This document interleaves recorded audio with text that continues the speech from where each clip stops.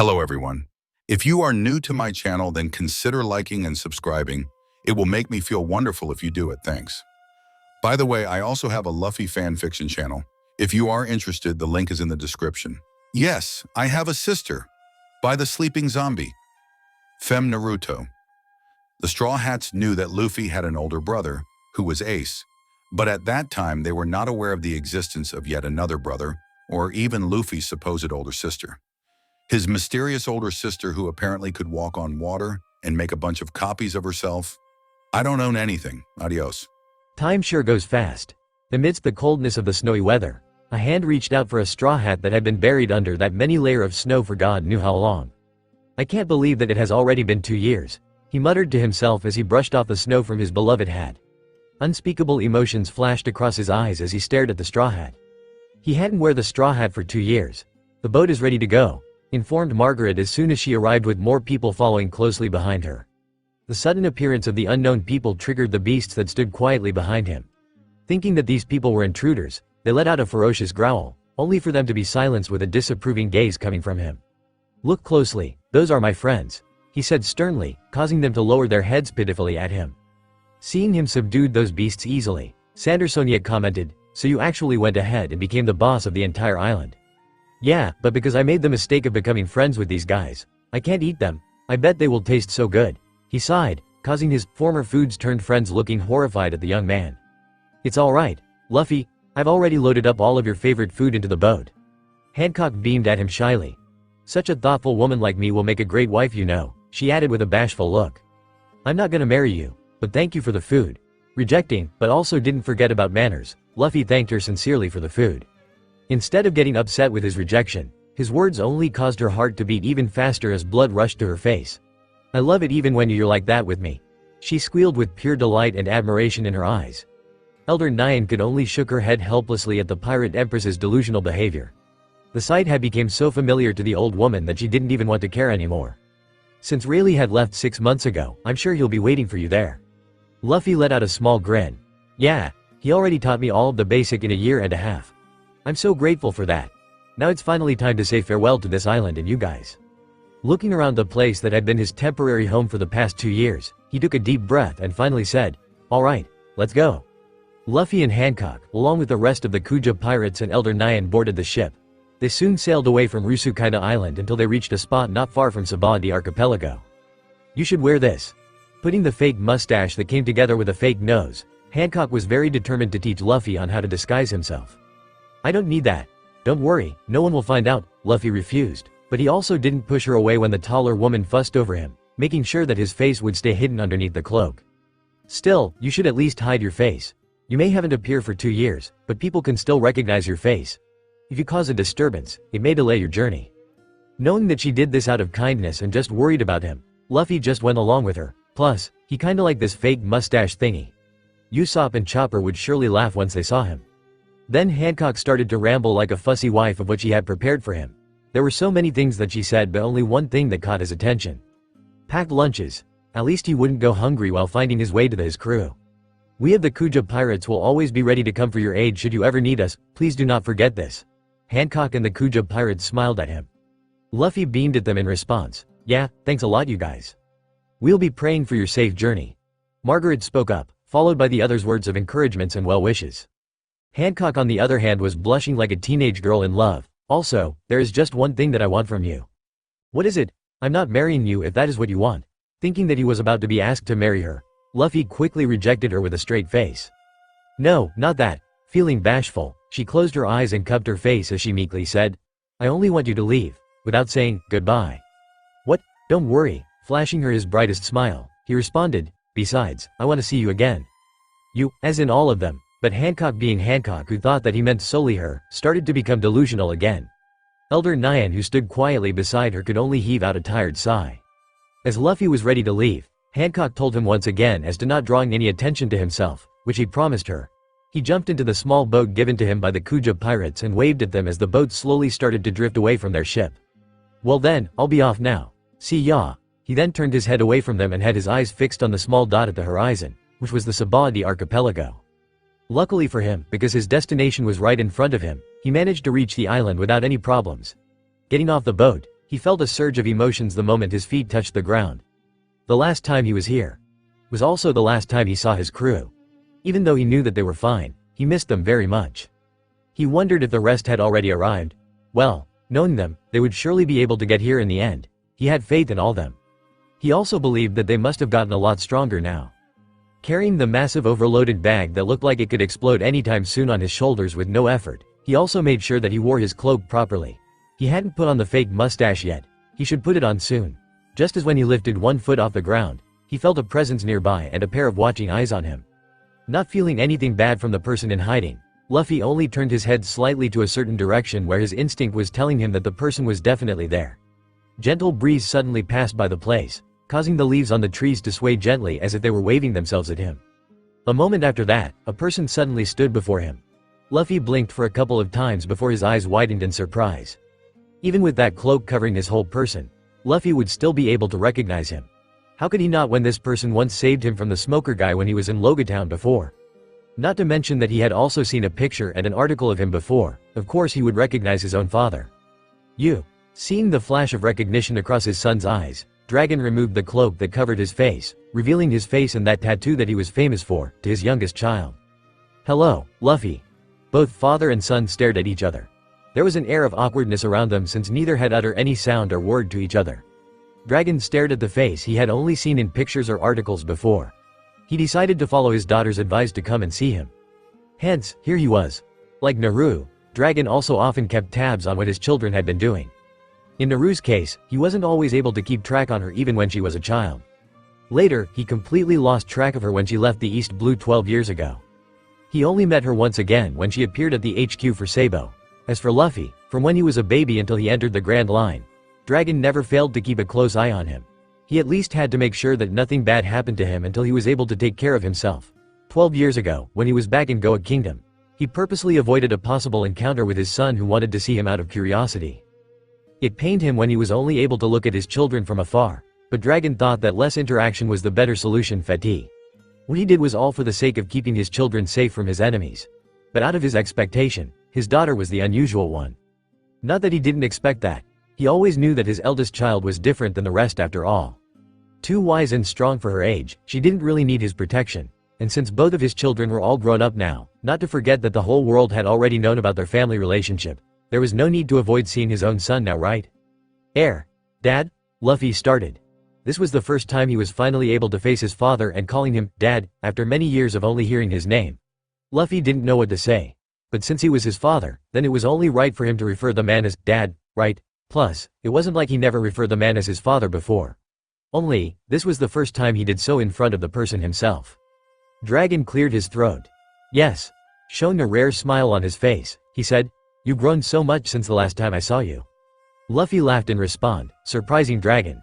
Shishi, yeah, I've gotten a lot stronger now. I see. When he saw Luffy in Logatown, he was skinnier and appeared to be less muscular than he was now.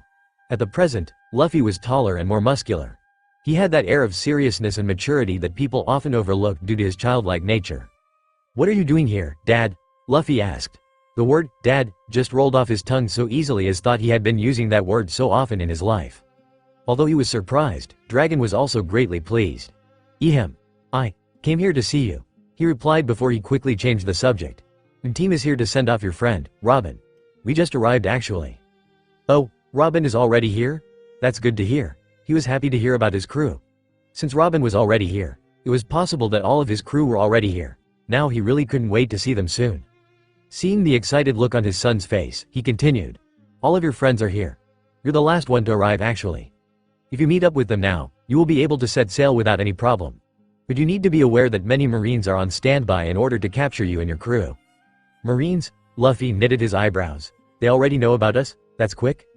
"Don't worry, it wasn't because of you the Marines are here." Luffy blinked, confused. "Not us? There are a group of people impersonating your crew. They have been using the name Straw Hat Pirates to recruit many people to join their crew. They might cause a problem for you and your friends later, so be careful," Dragon explained. Luffy pondered his father's words seriously. If this fake crew could cause problem for his crew later, then it might even delay their journey. Luffy didn't like that. He also didn't like it when some people using his crew, his friends, for their own greedy desires. But he already promised Hancock that he would keep a low profile and stay out of trouble, In this situation, what must he do? Just make sure to meet up with your friends as soon as you can. As long as the Marines don't see and recognize you, then it will be fine. The Marines' attention is fixed on the fake one, so it might not be a bad thing for you. They can be the diversion so that your crew can leave without troubles following after you. Thinking about it, Luffy nodded. All he had to do was stay out of trouble, meet his crew, and leave. Easy, you're right. I was told not cause any disturbance, I'll just go find Zoro and the others soon. Then he showed his perfectly deep smile to his father. Thanks, Dad. Stunned, Dragon was surprised but also happy when he received the genuine smile from his son. He thought that Luffy wouldn't accept him as a father, at least not as quick as his daughter did. Let alone being called a dad as soon as they met. It made him happy but also felt guilty at the same time. Wordlessly, he took a couple of steps forward until he stood in front of the young man and placed his hand on top of his head. Wah, Luffy. He interrupted him. I have failed as a father for not being there for the both of you. I won't say anything to justify my actions. But, I want you to know that. Never once have I ever stopped thinking of you children. Whether it's about your well-being, your favorite things to do, your favorite food, your dreams. I've always thought about it day after day. The love that I have for my children have never faded away. Even when I'm the bad one in my children's lives. Slowly, he removed his hand from Luffy's head and rested his hand on top of his shoulder next, gripping it with enough strength to let him know that he, his father, was right here in front of him. It may be selfish of me to say this, but I hope I can still have the chance to be a father to you. The warmth and gentle affection that Luffy could see in his father's eyes never wavered when he spoke. Not even the small smile on his face. Dragon didn't expect anything. He didn't even know what kind of response would Luffy give him. Like Naru had said, Luffy was unpredictable with his words and actions. The leader of the Revolutionary Army was ready to accept a rejection as he removed his hand from his son's shoulder dejectedly, though he didn't show it. But again, he was surprised to see a wide grin suddenly appeared on Luffy's face. Dad, I hope to see you again soon in the new world. It took him a while to process his words, but when he did, he smiled. Simple and direct. He got his answer. For Dragon, it was enough. Suddenly, he laughed boisterously, and Luffy soon followed after him with his own, shi. Sure, son. Today, father and son stood together, facing each other with a wide happy smile on their faces for the first time in 19 years. Both thought that today was indeed a good day for a happy reunion. In a local bar somewhere. So many things have changed in just 2 years. A beautiful woman sighed when the bartender put down a glass of beer in front of her. It seems that there are more pirates here than 2 years ago. You're absolutely right, young lady, the bartender agreed. Why is that so? Eyes brimming with curiosity, the woman thought back about the scary amount of pirates walking around the whole place leisurely. Did you know the Marines moved their headquarters? That piqued her interest. I thought it's right near here at Marineford? The bartender shook his head at her. They switched it with their G1 branch, which was right on the other side of the red line. This was the decision made by the new fleet admiral that replaced Sengoku. This way, the HQ is in the same ocean as the Yonko. More especially, the Azukage. Her eyes brightened when he mentioned the last person. Thanks to that, the threat of having the HQ next to us has lessened, and the lawless areas on this island have increased. I see. She sipped her beer before she continued. I heard about the Azukage, but I don't know much about her. Is there any recent news about her? Oh yeah. That woman is a total tyrant. Why do you say so? You may not notice it yet, but there are no longer any slave market or slave auction house here. He whispered. Even the world nobles rarely come here because of that. Nami narrowed her eyes as memories of what happened 2 years ago replayed in her head. I haven't noticed. Well yeah. That's because that monkey D. Naru had abolished every illegal or legal slave markets and slave auction houses a year ago. It enraged the world nobles, but since it was her who had done it, they just let her be. The bartender sighed. I also heard that, unlike the Yonkos who minded their own things, she was actually brave enough to rob many kingdoms under the world government. Not only that, those that used to be under the reign of Whitebeard's flag now belong to her. This isn't an official news, but she also took back the stolen territories that Blackbeard once took away from us. What happened to the Whitebeard pirates after that? She asked, leaning her body closer to the counter. The bartender gulped when his eyes were drawn to the side of her chest. Well, after the payback war, none of the Whitebeard pirates come back to the surface again. It's like all of them had disappeared, he added. That ain't true. A man interfered. He and his partner had been listening to the two talking for a while now. Y'all know that Ace? He stays in Uzu now. Nothing surprising there. Isn't he and the Azukage or siblings or something? It's natural for him to seek out protection from his sister. His partner spoke up. As the four of them were still absorbed in their conversation, suddenly they heard a commotion on the other side of the bar. Someone just got shot. She looked over her shoulder and saw a man lying on the floor, covered in blood. 55 million bounty? A huge man wearing a red vest and a straw hat spoke with a mocking smile. Go back and read the flyer. I specified at least 70 million.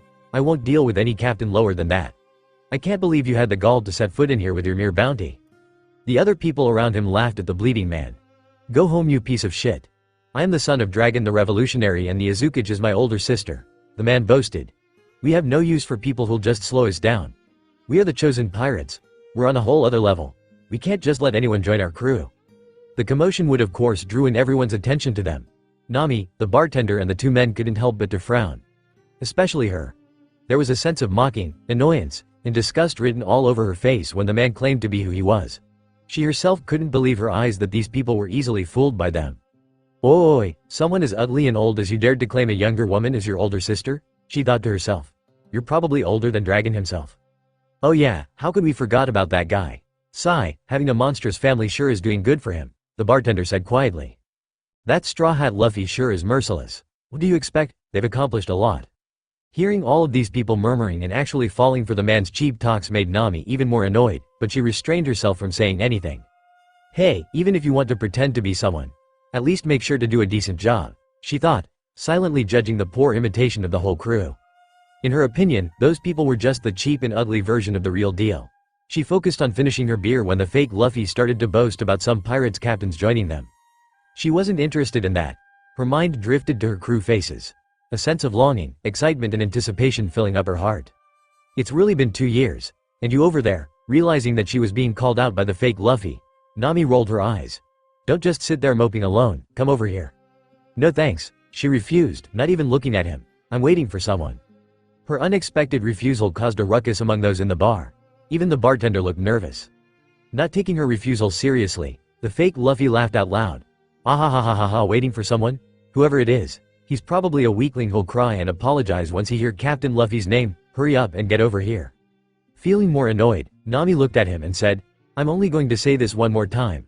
I have no interest in you, so I'm not going to drink with you. Do you understand, Straw Hat? Whoever you are. Hey, stop it. The nervous bartender tried to stop her. It's Straw Hat Luffy. Not caring, she turned her attention away from them, enraging them even more. Then one of them, the woman who Nami assumed tried to impersonate herself, walked over to her and casually put her hand around her shoulder. Nami didn't even listen to whatever the imposter was trying to say, not even when the imposter pointed a gun to her face. Her face remained emotionless, but she was so ready to attack if it was necessary. As everyone focused on what was going on, they all failed to notice someone walked into the bar. The newcomer calmly took out something from his bag and released an attack towards the two women. Special attack, Green Star. Devil. The fake Nami noticed the attack just in time to see something headed towards her, and then poof. Suddenly a weird-looking plant appeared, taking the screaming fake Nami in its mouth before it went to where the fake Luffy and his group were. Help me, Captain. What sort of plant is this? Arg, stay away from me. Not knowing what just happened, Nami looked dumbstruck at the sight of that weird-looking plant attacking those imposters. What is that plant? So young lady, do you want to drink with me? A familiar voice appeared beside her. She looked over and her confusion instantly turned into joy when she saw who it was. Usopp. Her face immediately broke into a smile, squealing in happiness as she hugged him, bringing his face closer to her. Long time no see, I can't believe it, you became so manly now. Indeed, he had become a lot manlier now. From that scrawny teen in her memories, to the strong-looking young man in front of her. Oof. Why you grown some yourself? Usopp mumbled helplessly as his face was still buried in between her, especially his nose. Is that yours? Nami asked, pointing to that plant that was still busy attacking the fake crew. Yep, that's my new weapon, Pop Green, Usopp proudly said. It's not like I was watching the sea and doing nothing for 2 years, you know. He continued, I'm sorry to say, but I am no longer belong to the weak trio with you and Chopper. I became a warrior who isn't afraid of anything. Hey, Brad. Did you do this? One of them interrupted, shocking Usopp when he saw the mask that the guy was wearing. What? Sogeking, how? Grabbing his wrist, Nami dragged him with her to the door. Just ignore him, Usopp. Let's find another bar. I've got a favor to ask. Seeing that they're about to leave, fake Luffy yelled, wait, you bastards, who do you think we are? Huh? Luffy, oh, miss, what about your tab? The bartender cried out miserably when he saw them leaving the bar. Outside the bar. So they're just fake. Nami rolled her eyes at him, of course they're fake. What are you doing? He blinked when he saw the orange-haired woman took out something from between her breasts, revealing a claim attacked. Not answering him, she just tossed it into the air, murmuring something under her breath and dark clouds started to appear above the bar. Suddenly there was a sound of thunder and he could see some lightnings. Troubles. was what she said when he stared at her in confusion. Hearing sound of footsteps, he understood at once. A moment after that, the whole bar was hit with a bolt of lightning. The two then turned away from the scene, as if nothing happened, talking to each other of what they went through for the past 2 years. Ignoring everything, the duo left behind a mess, living up to the crew's reputation. Meanwhile, so you're telling me that the idiot swordsman actually was the first one to the ship? Sanji yelled out in disbelief. Even when they confirmed him that it was indeed that the stupid Zoro was the earliest among them, Sanji still find it hard to believe. Listening to the couple telling him about the others' arrival one by one, Sanji felt glad that most of them were already here and the crew would finally get back together. Only Robin and Luffy hadn't arrived yet. I'm impressed that all of you managed to get back here, Rayleigh commented. Yeah, Sanji nodded. I'm also surprised to hear that you trained Luffy. He must be pretty strong by now.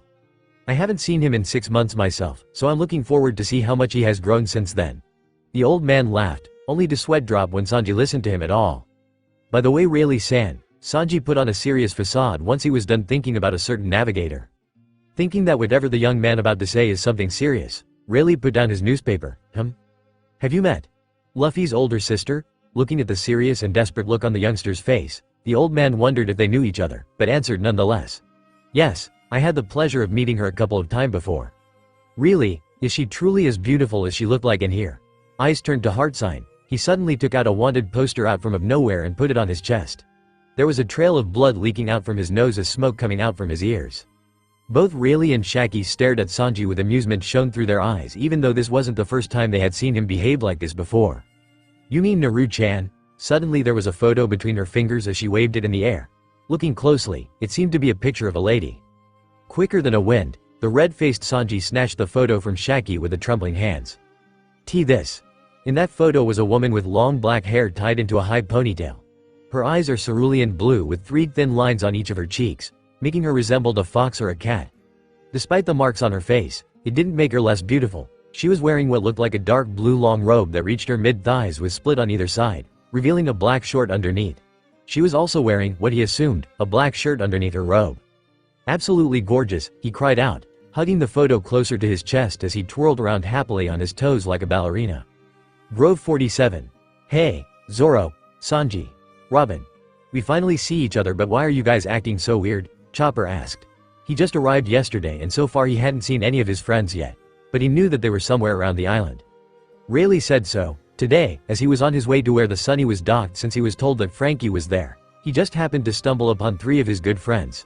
They looked a little bit different and didn't quite smell the same, but he didn't think of anything strange with that. After all, time could change people, right? We haven't seen each other for so long. What's wrong? Why are you guys not talking to me at all? Chopper tried again. He had been following them for a while now, but for some reasons they refused to talk to him, much to his confusion. Not giving up, he tried once again. Zoro and Sanji had become good friends over the past 2 years. Seeing the two who used to fight against each other, now behaving so friendly as they stick together, was a strange sight to the reindeer, but he was happy to see them get along nonetheless. Not just them, even Robin for some reasons, had become shorter. Throwing a side glance at the talking raccoon that had been tailing them for so long, Zoro, Sanji, and Robin compared the talking animal with the pet in the wanted poster again. This time, after seeing the 100% similarities between the one in the poster and the one behind them, they believed that this one right here was the real pet of the Straw Hat Pirates. Excited, they thought about how they would be more believable if they had the real deal. They soon made a decision to take him with them after believing that it was a poor creature that had been abandoned by its masters. But what does it even eat? Robin asked. Cotton candy, of course. Then, much to Chopper's shock, the gentle Robin that he once knew suddenly kicked the fox away aggressively before taking out a cucumber out of nowhere. Even when she was bitten in the head as an act of revenge by the fox until she bled, she didn't drop the smile on her tightened face, trying to lure him to her. Here, Chopper, I've got a cucumber for you. You're scaring me, Robin. All of a sudden, 2 men in black appeared, stuffing Robin and the fox in a sack before they took off, leaving a perplexed Chopper by the unexpected turn of event. Oh no. Robin got kidnapped. Somewhere. Hiding behind a building was a gorgeous woman with long black hair, wearing a black sunglasses over her head. Succeeded in losing the man that kept following her. Nico. Robin looked down at the 2 papers in her hands. Brooks concert. The Straw Hat Pirates, recruiting new members? What on earth is going on? As she wondered, she heard the conversation between the man and the snail saying something about succeeded in capturing her, along with a fox that had bitten her and refused to let go. Highly confused but also amused, she moved away from her hiding spot. It would be troublesome if she were to be seen again. I wonder if the others are already here? Grove 33, Sabaody Park's concert arena, Sabodome. Kya Brook Sama, Soul King Brook. Inside the concert hall, gathered thousands of fans who came for the sole purpose of seeing their beloved singer aka the Soul King Brook. Chants of his name rang throughout the hall. Banners and posters of him could be seen everywhere, even on the outside. Some fans were even crying for they could finally see their idol for the first time in their lives. All of these showed exactly how much Brook was loved by his fans. Also, at the backstage was Brook, who sat comfortably as he played his guitar with no hurry. He was humming a melody of a song that he would perform later. Hearing footsteps from behind, Brook stated, "Manager, I will make this live show as the best performance ever." Yo ho ho ho ho ho. Later. Bang, how could you just fired a shot just like that all of a sudden? What did we do? A man shouted at the culprit, who just released a shot of bullet to the trembling woman in his embraces. They were just happily looking around the place when suddenly his wife was shot for no reason. I said, "Sorry, didn't I? It was just an accident, my bad." Even though he apologized, but everyone could see that he really didn't feel any remorse for shooting an innocent person. I happened to be looking for two people who look just like you too. A woman and a man with long hair and long nose. Seeing the rage and hatred in the eyes of the grieving man, fake Luffy's face darkened. Don't tell me you got a problem with this?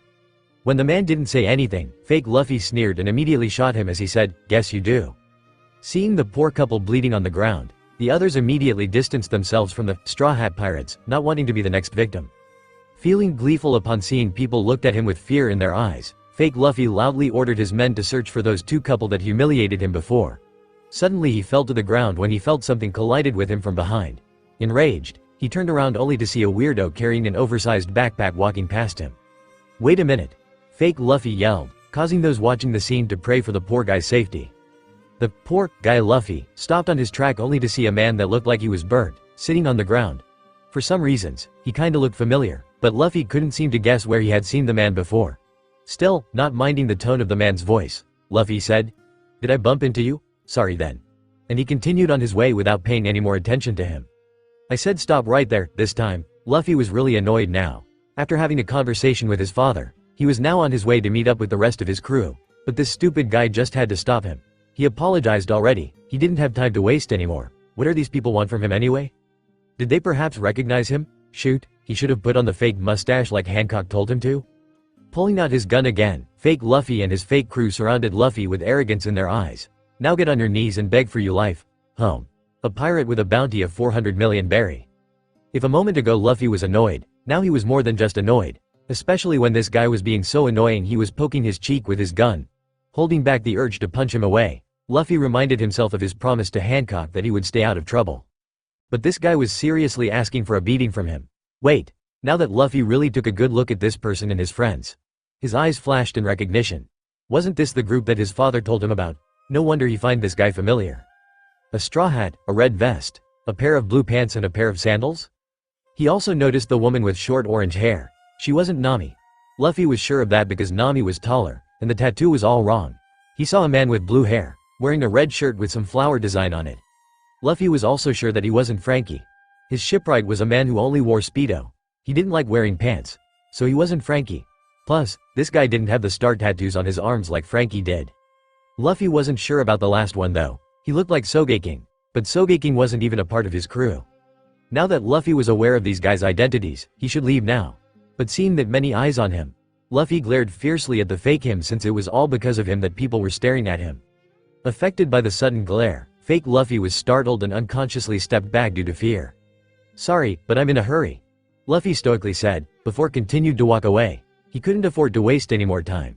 The others were waiting for him. With Straw Hat Luffy being brushed off just like that, people started to get even more nervous upon seeing the darkened face of fake Luffy. Aiming the gun at the back of the rascal that dared to act so rudely at him, fake Luffy sneered, "Okay, that's all I need to hear." And he fired. For those watching, they all expected to see the poor guy to get shot and die for enraging the tyrant.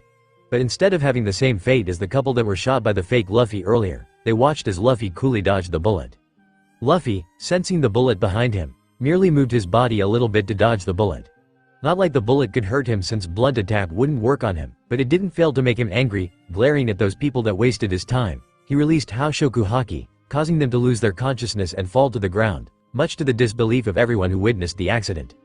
Ignoring everyone's speechless look, Luffy quickly walked away like nothing happened. Hancock was right. I should put it on. was what the nearby people heard him saying before he completely disappeared from their view. Meanwhile, while Luffy was still busy trying to stay low-key, some of his crew members had already met each other. Usopp and Nami in Grove 35.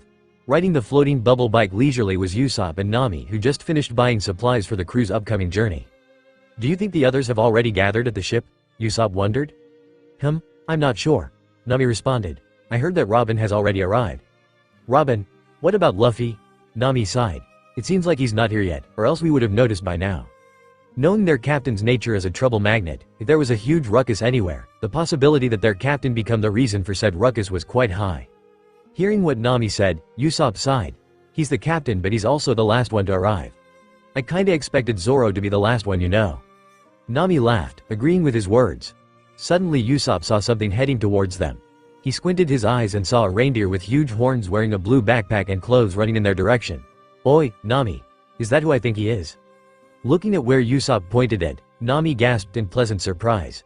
"It's Chopper, right?" Then she waved her hand. "Hey, over here." Usopp too waved his hand upon confirming that the reindeer was indeed their beloved cruise doctor. "It's really Chopper." Chopper, who had been running away in tears due to the disappointment of his friend's behavior, suddenly broke into a smile when he saw Usopp. Usopp, he greeted him with enthusiasm. The duo then got off their vehicle. "Well, look at you. You have grown," the sniper commented upon seeing how big the reindeer compared to 2 years ago. "I bet you're comfier to ride now. How have you been, Chopper?" "He's right," Nami agreed as she hugged Chopper. "You're much more softer and fluffier now." While the duo were happy to see him, poor Chopper was confused when the Nami in front of him was quite different than the Nami that he met earlier. "Huh? Nami?" "Well, yeah?" Nami nodded. Suddenly Chopper was frantic with worry. "Oh no, I'm happy to see both of you again, but this isn't the time for that. Robin is in trouble." Looking at the anxious-looking Chopper, both Nami and Usopp exchanged a knowing look with each other before shaking their heads helplessly. Without the need to ask, they had the rough idea of what had happened to their innocent doctor. Frankie and Robin in Grove 17. "So this is coating, huh?" Robin poked the mask that had been coated by the bubble. "It feels like jelly." "Yeah. Really sure knows his stuff really well." Looking pleased with the state of the ship, he continued, "Now we can go blazing across the ocean floor. This is truly awesome." With the mention of the Dark King, Robin remarked, "I went to see Rayleigh and Shaggy before coming here." "So you went to the bar?" Frankie asked as he made his way to the lawn chair. "What number are you?" 8, she answered. "Luffy is the only one who has yet to come." Frankie, excited to hear that, exclaimed loudly.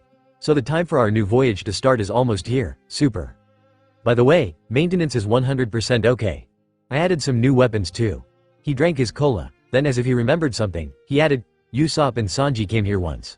Usopp took care of the fuels, and Sanji did the foodstuffs. All in all, we are all super ready to go." Zoro and Sanji. Grove 41. "I want to go to the sea." Zoro stated, "I want to do some fishing." Seeing the serious look on the stupid swordsman's face, Sanji exploded with a tick mark on his forehead. "Like hell I'll let you, you shitty swordsman." "Why not?" Zoro argued back. "Why'd I have to listen to what you say anyway? Do you think I'm walking with you because I want to, huh? I just don't trust you enough to leave you wandering alone around this damn island, you brainless Marimo." The amount of time Zoro was lost ever since Sanji found him was enough to make Sanji consider to tie a leash around the swordsman. Sure, some of it could be blamed on him since most of the time it was Sanji who was easily distracted by the sight of a beautiful woman, but who could blame him? He was in hell for the past 2 years, damn it. "Everyone is gonna get together soon, so just shut up and follow me to the ship." TCH. Zoro clicked his tongue in annoyance and looked away with arrogance in his eye. How could the seventh talking so high and mighty to the first? Hearing what Zoro said, Sanji exploded in anger yet again. "Why are you ranking us in the order of our arrival? Don't get so carried away just because you managed to get here first by some twisted miracle." Zoro scoffed. "Sure, 7th. Next thing the nearby people knew, there were 2 lunatics engaged in a battle. Back to Luffy. Touching the fake mustache placed perfectly on his face, Luffy heaved out a sigh of relief. Ever since he put on the fake mustache, he didn't encounter any more trouble after that one guy who was trying to pick a fight with him. He should have listened to Hancock's advice earlier. Watching Rayleigh's Vivre card that was leading him to a certain direction, Luffy blinked when he noticed 2 familiar men sprinted towards him. One with green-haired and 3 swords strapped tone was a man with blonde hair and smoking a cigarette. Zoro and Sanji. But wait. What if they were not actually his first mate and cook but the fake ones? They actually looked kinda the same as when he remembered them. But, just to make sure. Luffy cheerfully greeted them once they reached him.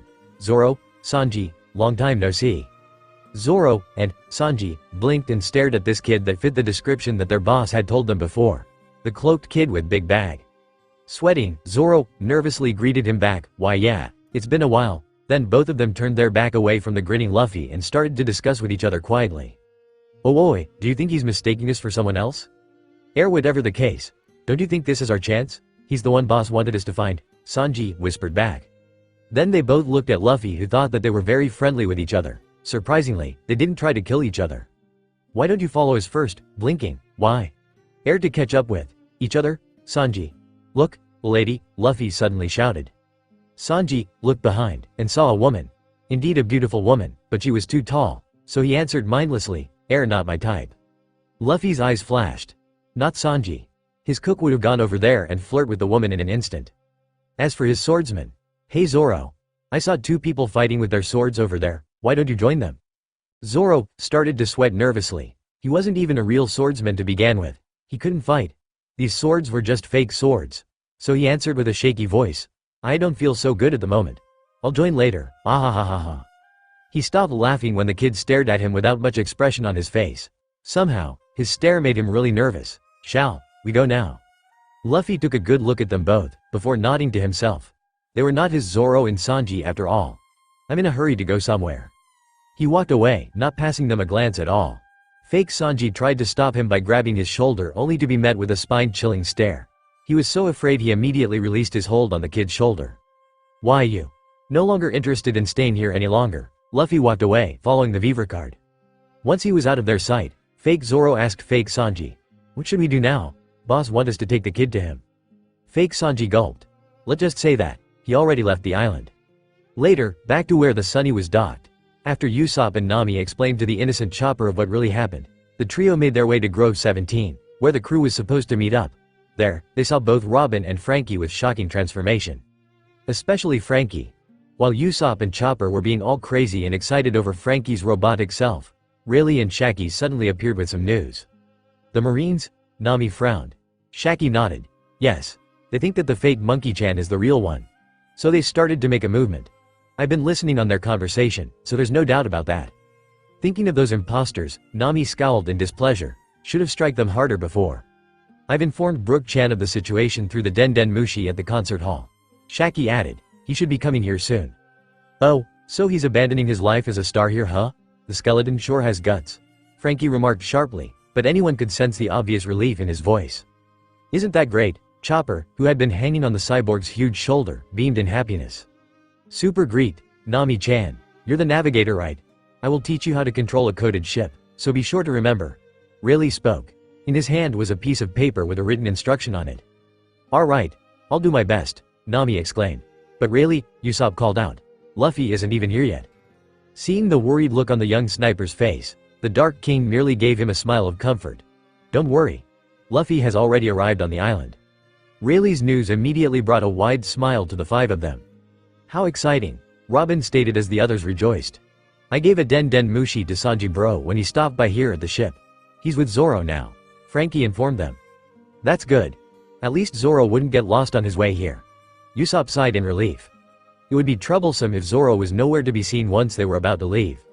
Shaggy then informed them that Luffy was the only one who hadn't made any contact with them yet. After that, she gave them a Vivre card that would bring Luffy to them. "Grove 42 is a safe bet for you to move your ship there. It's right on the outer edge of the archipelago. Get the whole crew together. It might get a little bit rough, but the time has come. After 2 years, it's finally time to set sail." "Yo ho ho ho ho ho. Thank you for this, your timing is exquisite." Brook, who had just finished his last concert, laughed joyfully once he escaped from a group of Marines that tried to capture him. Now that his identity as the pirate, Humming Brook, was known to the world, he considered his career as the world star singer to be over. "We're here on Shaggy-san's orders," the member of the Flying Fish Rider said. "Your crew is waiting in Grove 42. Hearing that, Brook was delighted. "My chest is about to explode from excitement, but I don't have a chest for it to explode. Yo ho ho ho ho ho." Grove 41, Zoro and Sanji's current whereabouts. Holding the Den Den Mushi, Sanji nodded. "Gotcha. Grove 42's beach, right?" "That's right. See you there," the snail said in Frankie's voice. "Catchick." The call ended soon after that. "What's up?" Zoro asked beside him. Annoyed, Sanji glared at him. "Weren't you listening?" before he could burst into another fit of anger. Sanji took a deep breath before staring hopelessly at the stupid brute. Let's see here. Marines. Coming. He started slowly, pointing a finger to himself and then to Zoro. We, boat. Escape, do you understand? Irritated, a tick appeared on Zoro's forehead as he fumed. Why the hell are you talking to me like I'm a kid? Explain it to me in full sentences, damn it. Sanji rolled his eyes. I figured that's the best to explain things to a brainless brute like you. Right. You're getting sliced later. What's with the ruckus over there anywhere? Good question. Over there. Noisy. Sanji continued talking in a slow manners. Later they both headed to where all of the commotion was happening. Also at the same time, in Grove 46. While trying to keep a low profile as he followed the Vivre card, somehow Luffy ended up in the middle of a battle. He swore he didn't mean to get pulled into this chaos, honest. The thing was, he just stumbled upon a gathering of so many pirates who were cheering his name as loud as they could. Curious, he came to see what was going on.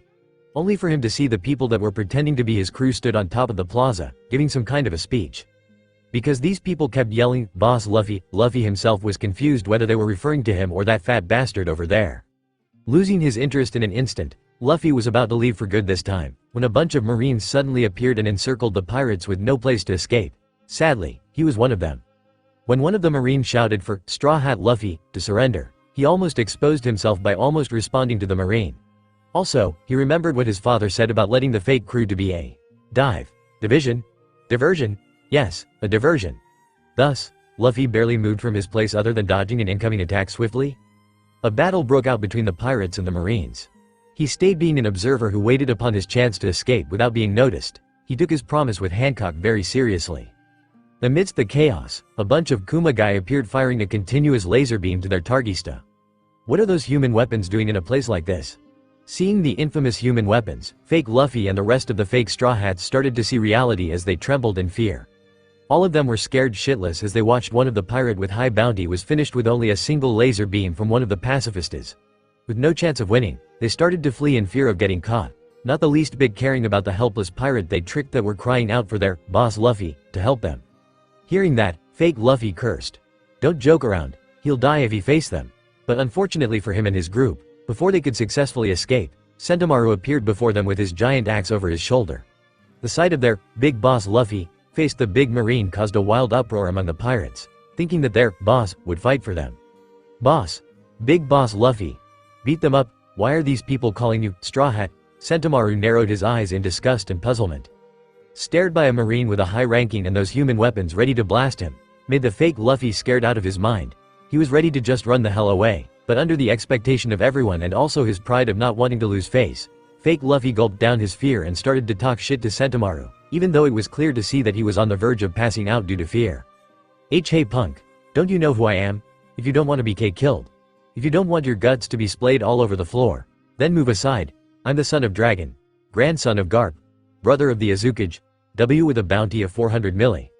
Straw Hat isn't some piece of shit like you. Sentomaru, who had enough of the fake's bullshit, immediately knocked him out for good. With only one hit. Everyone was surprised with their jaws dropped at the sight of their boss beaten easily on the ground.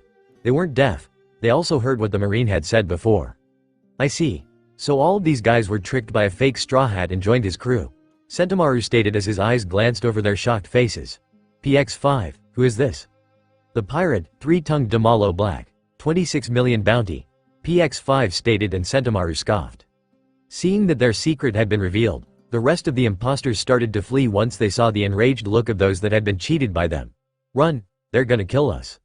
Luffy, who had been silent the entire time, took the chance of everyone's eyes on fake Luffy and the big Marine to leave. Just as when he was about to leave, he heard the guy with the axe said, "It looks like the real Straw Hat Luffy is also here." PX5 picked up his presence the moment he got on this island. Aim for him, PX5. Luffy didn't expect that he would be exposed even with a disguise. Thankfully, he managed to dodge the incoming laser beam with his quick reflex. But by doing so, his identity had been exposed to everyone here. The cloak and the fake mustache had been removed due to his movement. He quickly grabbed the bag in the air, thinking of those packed lunches that Hancock had prepared for him earlier. Angry, he yelled, "What are you doing? My special lunchboxes are in this bag." Those that had been tricked by the fake Luffy widened their eyes even more when they finally took a good look at the resemblance the person in front of them had with the one in the wanted poster. He looks just like in the wanted poster. Sentomaru couldn't help but to shake his head at the sheer stupidity of these pirates. Not just the pirates, even some of the Marines. How could the real and the fake look the same? So you're gonna get in my way again, huh? I was told not to cause any scene or it'd be harder to set sail, you know. Luffy yelled angrily at Sentomaru. Relax. You won't need to set sail. Unlike 2 years ago, as an official marine. I'm going to capture you now, PX-5, get him. Following Sentomaru's order, PX-5 fired a few laser beam towards Luffy, who easily dodged them. Too slow, he said before he went into his gear second. Not wasting any time, he jumped into the air and landed a strong punch to PX-5. The impact from his punch caused a big crack underneath the defeated pacifista. With only one blow, the human weapon was defeated just like that. As expected from someone with a 400 million bounty on his head. Jumping away from PX-5 before it exploded, Luffy grabbed his backpack and ran away, letting out a she while he was at it. Well, see ya. I got a feeling that this won't be the last time we saw each other. He grinned at Sentomaru. And just then, when he looked in front, he saw two familiar people heading towards him. His smile widened, this time he was sure that they were the real deal. Hey, Luffy, I knew it was you, Sanji waved at him. Zoro grinned beside him. Both were obviously happy to see their captain. Roronoa Zoro, black-legged Sanji. I knew they were alive. PX-7, Sentomaru ordered another pacifista to attack the duo. But unlike 2 years ago, things wouldn't stay the same. Move it, Zoro, with his 3 swords, I cut him. Sanji, with his powerful kick, I broke his neck. The moment PX-7 appeared before Zoro and Sanji, they both easily dealt with it with only a single attack from each of them.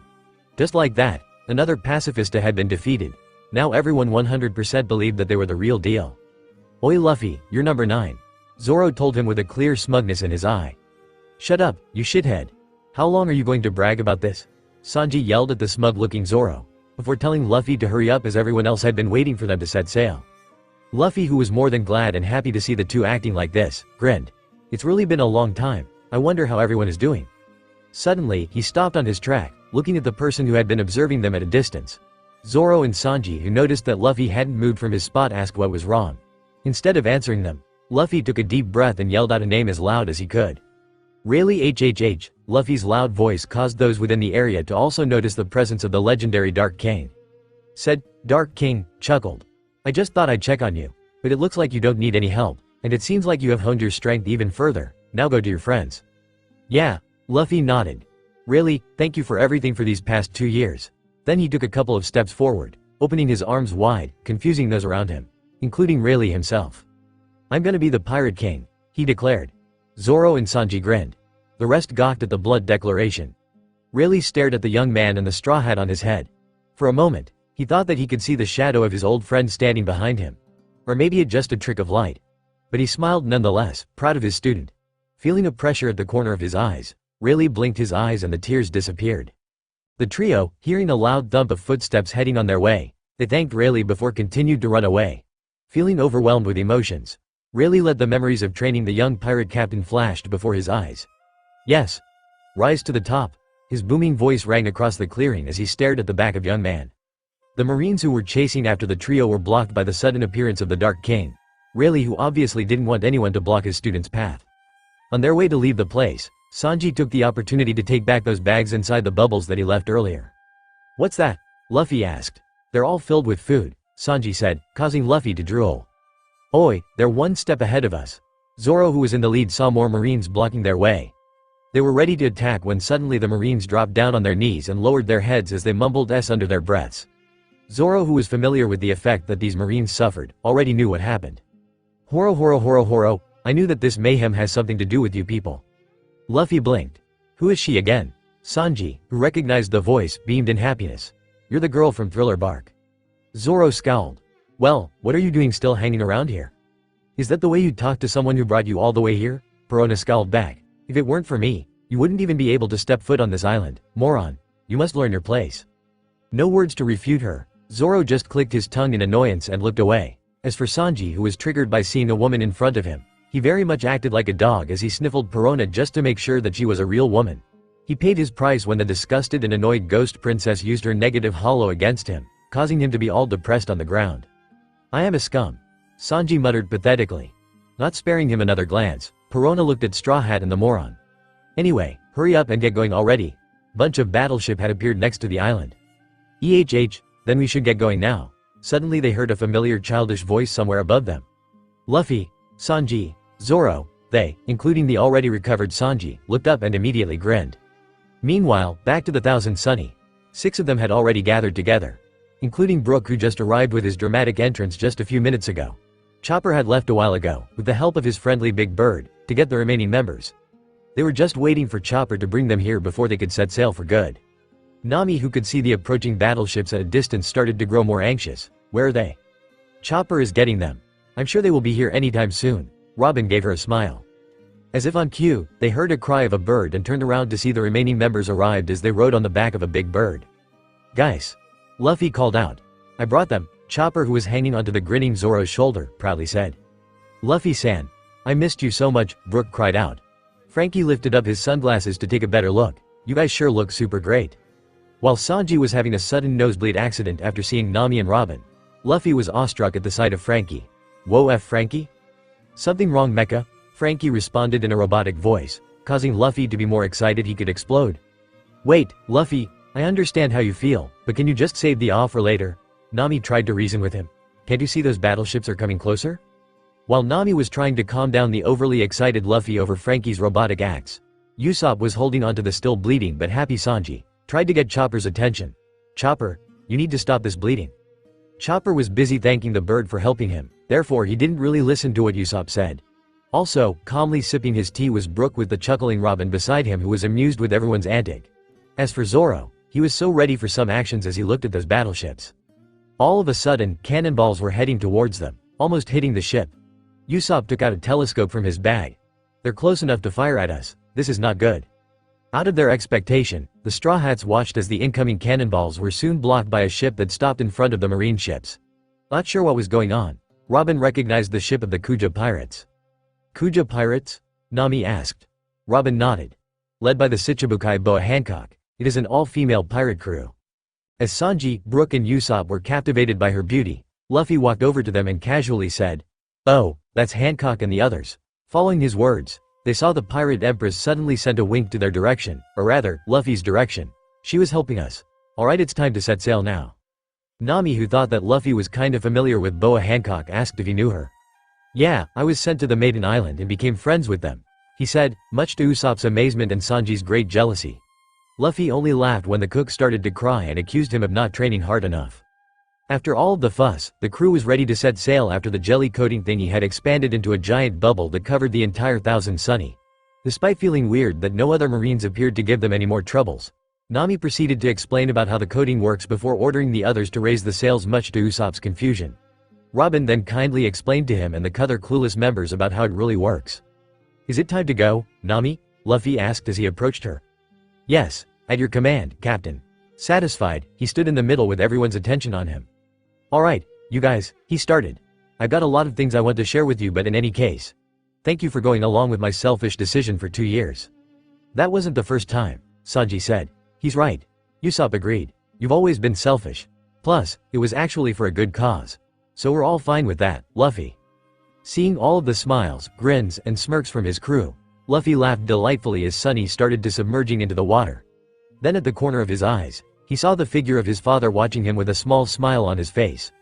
Robin too noticed Dragon and the others that had become her comrades for 2 years waving at her.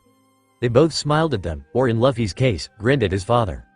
Alright, spread the sails. At once the sails had been released, and the flag of the Straw Hat Pirates swayed proudly under the sun. Set sail. Sunny went underwater, and the Straw Hats, reunited after 2 years, cheered as loud as they could as they continued on with their journey that had been delayed. Finally, to the New World. Next stop, Fishman Island. A place existed within one consciousness with nothing but darkness around it. There stood 2 figures staring at each other with understanding in their eyes. It's been a long time since you last contacted me. How have you been? One of the 2 figures said in a low soft voice. One of its eyes was closed, revealing only one red eye with a yellow pupil around it. HN. The other one responded. The way it held itself showed that this figure had a very arrogant attitude. It seems that you're doing just fine around here. A soft laugh escaped from the one-eyed figure. I like it here, it's peaceful. Snort. HN. Too peaceful to the point where you were almost caught. I was careless. It admitted. Their figures were reflected on the mirror-like floor below them. One lowered its head, feeling genuinely sorry. The other could only shake its head. Forget it. Just make sure to stay away for the moment. My human has been very sensitive because of your sudden presence these days. I understand. The one-eyed figure immediately agreed. It hesitated to say something for a moment, before it bravely voiced out its opinion. Shouldn't we let her know? It's been so long.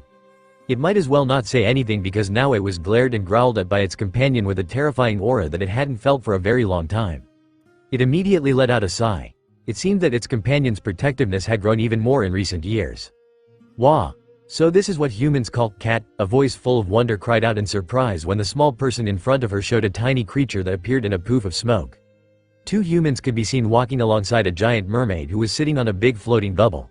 Happy laughter rang throughout the place as they moved towards the palace. There are so many interesting things that I want to see up there, Shirahoshi, the mermaid princess exclaimed as she cupped her hands together as she dreamt of the day that she would finally be able to go to the surface. Her new friend chuckled. Once you visit Uzu, I will bring you around to discover many other interesting things. Shirahoshi's eyes lit up immediately. Can you bring me with you when you leave, please? Staring at the teary big and round eyes of the giant mermaid, Naru smiled at her apologetically. Sorry princess, but one day I'll bring you along, okay? Said princess pouted, but she slowly nodded her head in understanding. After all, since her kingdom and her friend's kingdom were now allied with each other, she could go to the surface anytime she wanted. How exciting! Her dream would finally come true. As the two talked to each other happily, the third party, a man with dirty blonde hair who had been silent for a while now, suddenly cocked his eyes to one side. With a glint in his narrowed eyes, he jumped in and blocked an incoming massive club that flew through the air with his leg that had been hardened with hockey, before kicking it back. The other two only watched as the club that was meant for Shirahoshi flew back to where it came from. Trembling, the giant mermaid hid herself behind the small human. Not like it could do anything since the mermaid princess alone was 100 times bigger than her human companion. As for the human companion, Naru wasn't surprised with what happened a few moments ago. Being here for almost a month, she was already familiar with this circumstance. Placing a hand on top of Shirahoshi's hand to comfort her, she said, "Don't worry princess, it's okay now." Hyde clicked his tongue in annoyance. We should go ahead and deal with that annoying pest soon. This is getting annoying. If you can hold your breath underwater for as long as you want, you can go ahead and find him yourself. Hyde groaned at what she said. If he was a good swimmer and could hold his breath underwater, he would have gone ahead and found that bastard himself. Being on the depth of the ocean, as a human who needed air to breathe, they couldn't just recklessly venture outside of the safety of the Fishman Island just to find a sneaky fishman who knew the ocean like the back of his hand. Even if said fishman was also a devil fruit user who was weak against the seawater, they still couldn't underestimate him either. Hearing what her two friends said, Shirahoshi felt sad. I'm sorry, this is all because of me. Don't worry, Hyde was just annoyed because he couldn't go and beat that bastard for you. TCH. Once I find him, I'll break his body into half. Hyde said coldly. Shirahoshi could feel the cold chilling aura coming from the man when he said that, but it didn't scare her. She was already used to her new friend's behavior for being warm but sometimes cold for these past few weeks. Instead, she was touched because they were doing this for the sake of keeping her safe. Once they reached the Ryugu Palace, the Neptune army greeted them respectfully, before one of them brought the three of them to the throne room where King Neptune was waiting for them. At the throne room, King Neptune sat on his seat with his sons and ministers by his sides. Entering the throne room, Shirahoshi cheerfully greeted her father and brothers respectively. Naru Dono, I hope you're having a good time here, Jammin, King Neptune warmly said to her. Yeah, this place is so beautiful it makes me feel kinda reluctant to leave, Naru stated sincerely. Then why don't you stay here longer, Shirahoshi asked with a hopeful look. Naru-san also has a lot of work to do in her own kingdom, Shirahoshi. You can't be selfish to want her to stay here longer. Fukaboshi, the eldest prince, scolded her with a helpless look. Though he was scolding her, he didn't look as stern as he usually was. After all, Shirahoshi was the only sister that he had. No matter what, he couldn't really scold her. I hope the three of you are fine. I've been notified that you were attacked again. Jammin? He looked at them, especially his daughter, anxiously. Even though he knew that both Naru and Hyde were more than capable of protecting his daughter, he couldn't help but to be worried for her. She was his precious pearl after all. We're fine, Naru assured him. But it seems that the Deccan fellow has been getting more restless these days. His attacks have become more frequent than before. King Neptune knitted his eyebrow in worry. Since the arrival of his esteemed guests here, Shirahoshi no longer had to stay in her room for protection. It was all thanks to the ruler of Uzu who had put up a special kind of barrier around Shirahoshi so that it could shield her from that hateful Vanderdecken's random attack. Noticing the obvious worried look on King Neptune's face, Naru said, I have received a notice that Deccan has been seen in the Fishman district recently. I'm afraid that he and the new Fishman pirates are perhaps planning something no good. It's better if you add more security measures around the island. The new Fishman pirates? Fukaboshi frowned. They've been staying out of trouble ever since you came here. What is the reason for them to act up now? Naru looked at him and replied, I'm not sure. Oh yeah, I caught some nasty pests lurking around the place last night. Hyde spoke. Pirates that were caught by the new fishman pirates.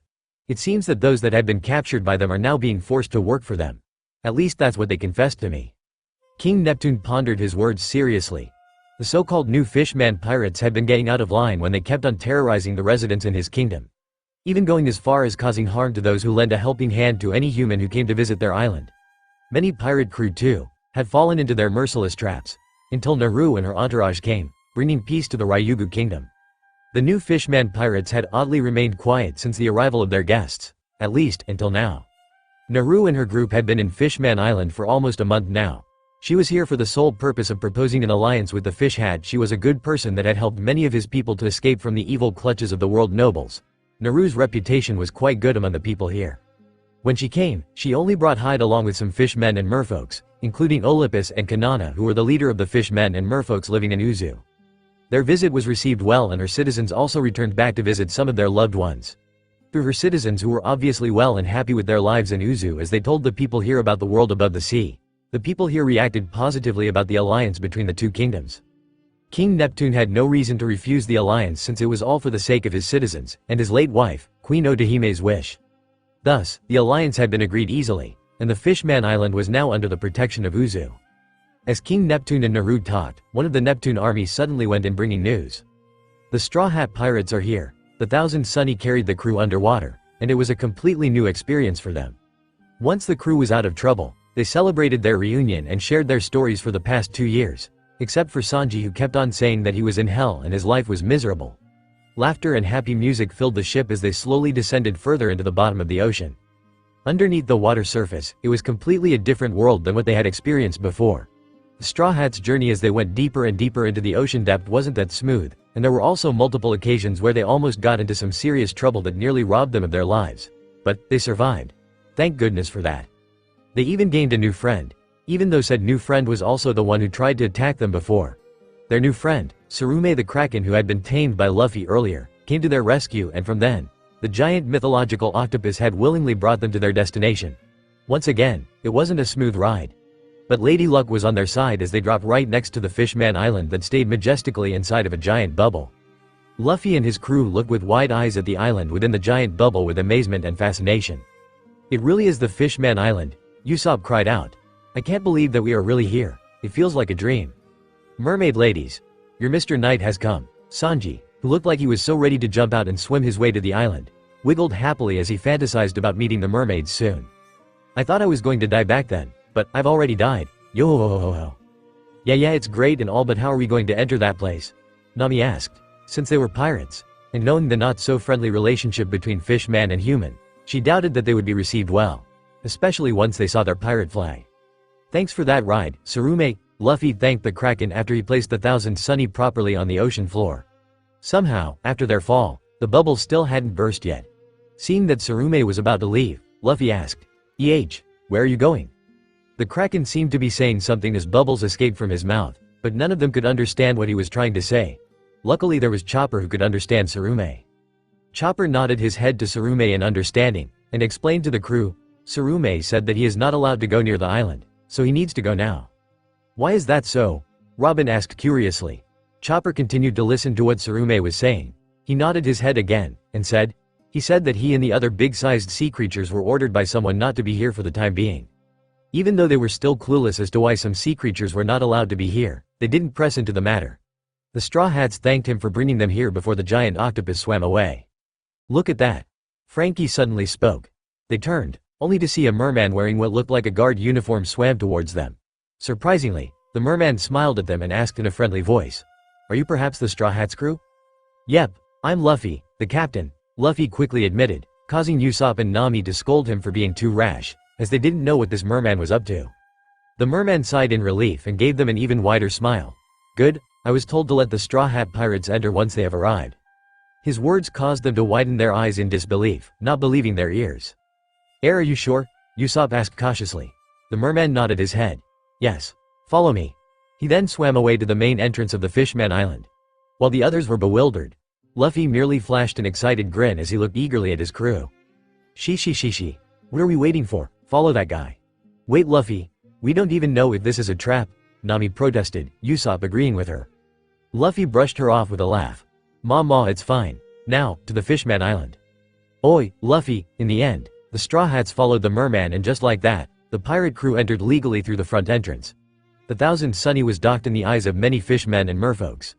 Even though some of the Straw Hats were still being skeptical of being allowed to enter this island easily, they couldn't help but to appreciate the beauty of the infamous Fishman Island. Being called an island, it really was an island. Like every island, this place also had the dry land, which was a part of a reef and the ocean separated into two parts. They could see that many bubble-based items were used here. Even when they were still in their ship, they could see the bottom of the ocean floor. There were many things underneath them that couldn't be explained with words, for they didn't even know what they were. They could see many residents here and other sea creatures like small fishes swimming freely underneath them. Mermaid! Screamed the excited Sanji, who looked like he was about to pass out soon. But luckily he managed to hold himself back, much to Usopp and Chopper's relief. There, sitting on a smooth reef not far from them, was a beautiful mermaid with long flowy hair and a long fish tail waving at them. She waved at me, Mermaid-chan. Frankie quickly held the back of the cook's collar before he could go and flirt with the mermaid. Ooh, it's a real mermaid. They look a little bit friendly, don't you think so? Nami commented warily when she saw many of them casted a surprise, but not in a bad way. Kinda look at the crew. The people here were whispering as they pointed at them. Can't blame her for being suspicious. She didn't want the same thing that happened in Whiskey Peak to happen again. Yosh! Luffy then jumped off the ship, causing the others to yell at him before following after him. Heish, that Luffy really. When all of them finally got off the ship, at the same time forgetting about a certain someone in a barrel, the crowd that had gathered around them slowly dispersed, but not before giving them a friendly wave. Seriously, why are they being so friendly to us? Nami asked. Maybe because the great Usopp Sama's reputation has already spread far and wide until it reached their ears? Usopp bragged shamelessly. Really? That's so cool, Usopp. Wah, another beautiful mermaid-chan. Careful, Sanji bro, you wouldn't want to end up having another nosebleed now, do y'all? HN, pathetic love fool. I wonder if they would show me their panties, but they don't even wear pan. OWW Nami-san, that hurts. She. Interesting. Robin chuckled, seeing the crew being lively. As the others were busy watching and gawking at almost everything, Robin didn't fail to see some flags with a spiral symbol in the middle, being hung at every corner of some places. Without even needing to ask, I was already aware of why the people here treated the crew nicely. Or to be exact, who was the reason for the crew to receive such a friendly welcome.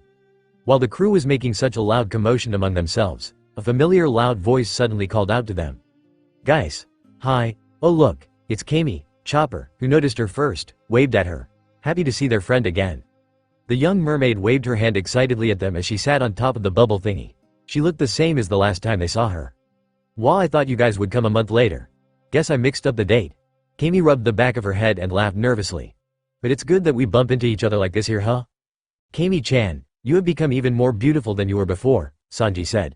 All he had been doing since they had arrived was drooling and smiling with a stupid look on his face as he wiggled around every time he saw a gorgeous mermaid. Sanji-san is right. Your beautiful self is so great it almost makes me go blind. But I have no eyes anymore, yo-ho-ho-ho-ho. Ignoring the perverted members of the crew, Kami went to Nami. Nami has also gotten a lot more beautiful. Why thank you. Nami then struck a pose to make herself look more attractive, causing Sanji to drool over her. Then she asked, by the way Kami, are you going somewhere? Kami nodded. I'm actually on my way to work. Wait, mermaids go to work too? Luffy stared at her dumbly. Not offended by his question, Kami just said, yeah, I work at the mermaid cafe with my friends. There are tons of beautiful mermaids there. Sanji cocked his head to her in surprise, Mermaid Sea Cafe. Get a hold of yourself, Sanji. Chopper and Usopp yelled in desperation when they saw the blonde-haired man started to grasp his chest and flaring his nose due to overloaded excitement that only he could feel as he imagined himself being surrounded by beautiful mermaids. Seeing that he was showing the symptom of having yet another nosebleed, they yelled again. Sanji is in trouble. No, I have to resist. Sanji held back himself, much to the others' amusement. I have sworn to myself that I will not do such shameful things as violently nose-bleeding myself into unconsciousness here in this paradise. Then he suddenly fell to his knees as he murmured pathetically to himself. After all I've been through, sob. Isn't it time for me to have my own happiness? Get over it. Nami suddenly interrupted with a disinterested face. Yes, Nami-chawan, and just like that, he was back on his feet as he swooned over the navigator. That's quick. Sanji sure is getting funnier. Luffy laughed, then he looked at Kami. Hey, bring us with you too. I can't wait to see what kind of meat you guys are selling. Seeing that nobody disagreed with him, Kami agreed to bring them to her workplace as well as giving them a little tour as they passed through many interesting places.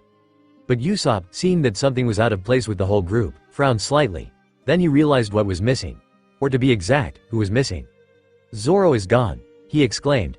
Oh great, now Zoro was lost and it hadn't even been 10 minutes yet. Meanwhile, another place far away from the Fishman Island, was a place and a home for those who didn't live on the island.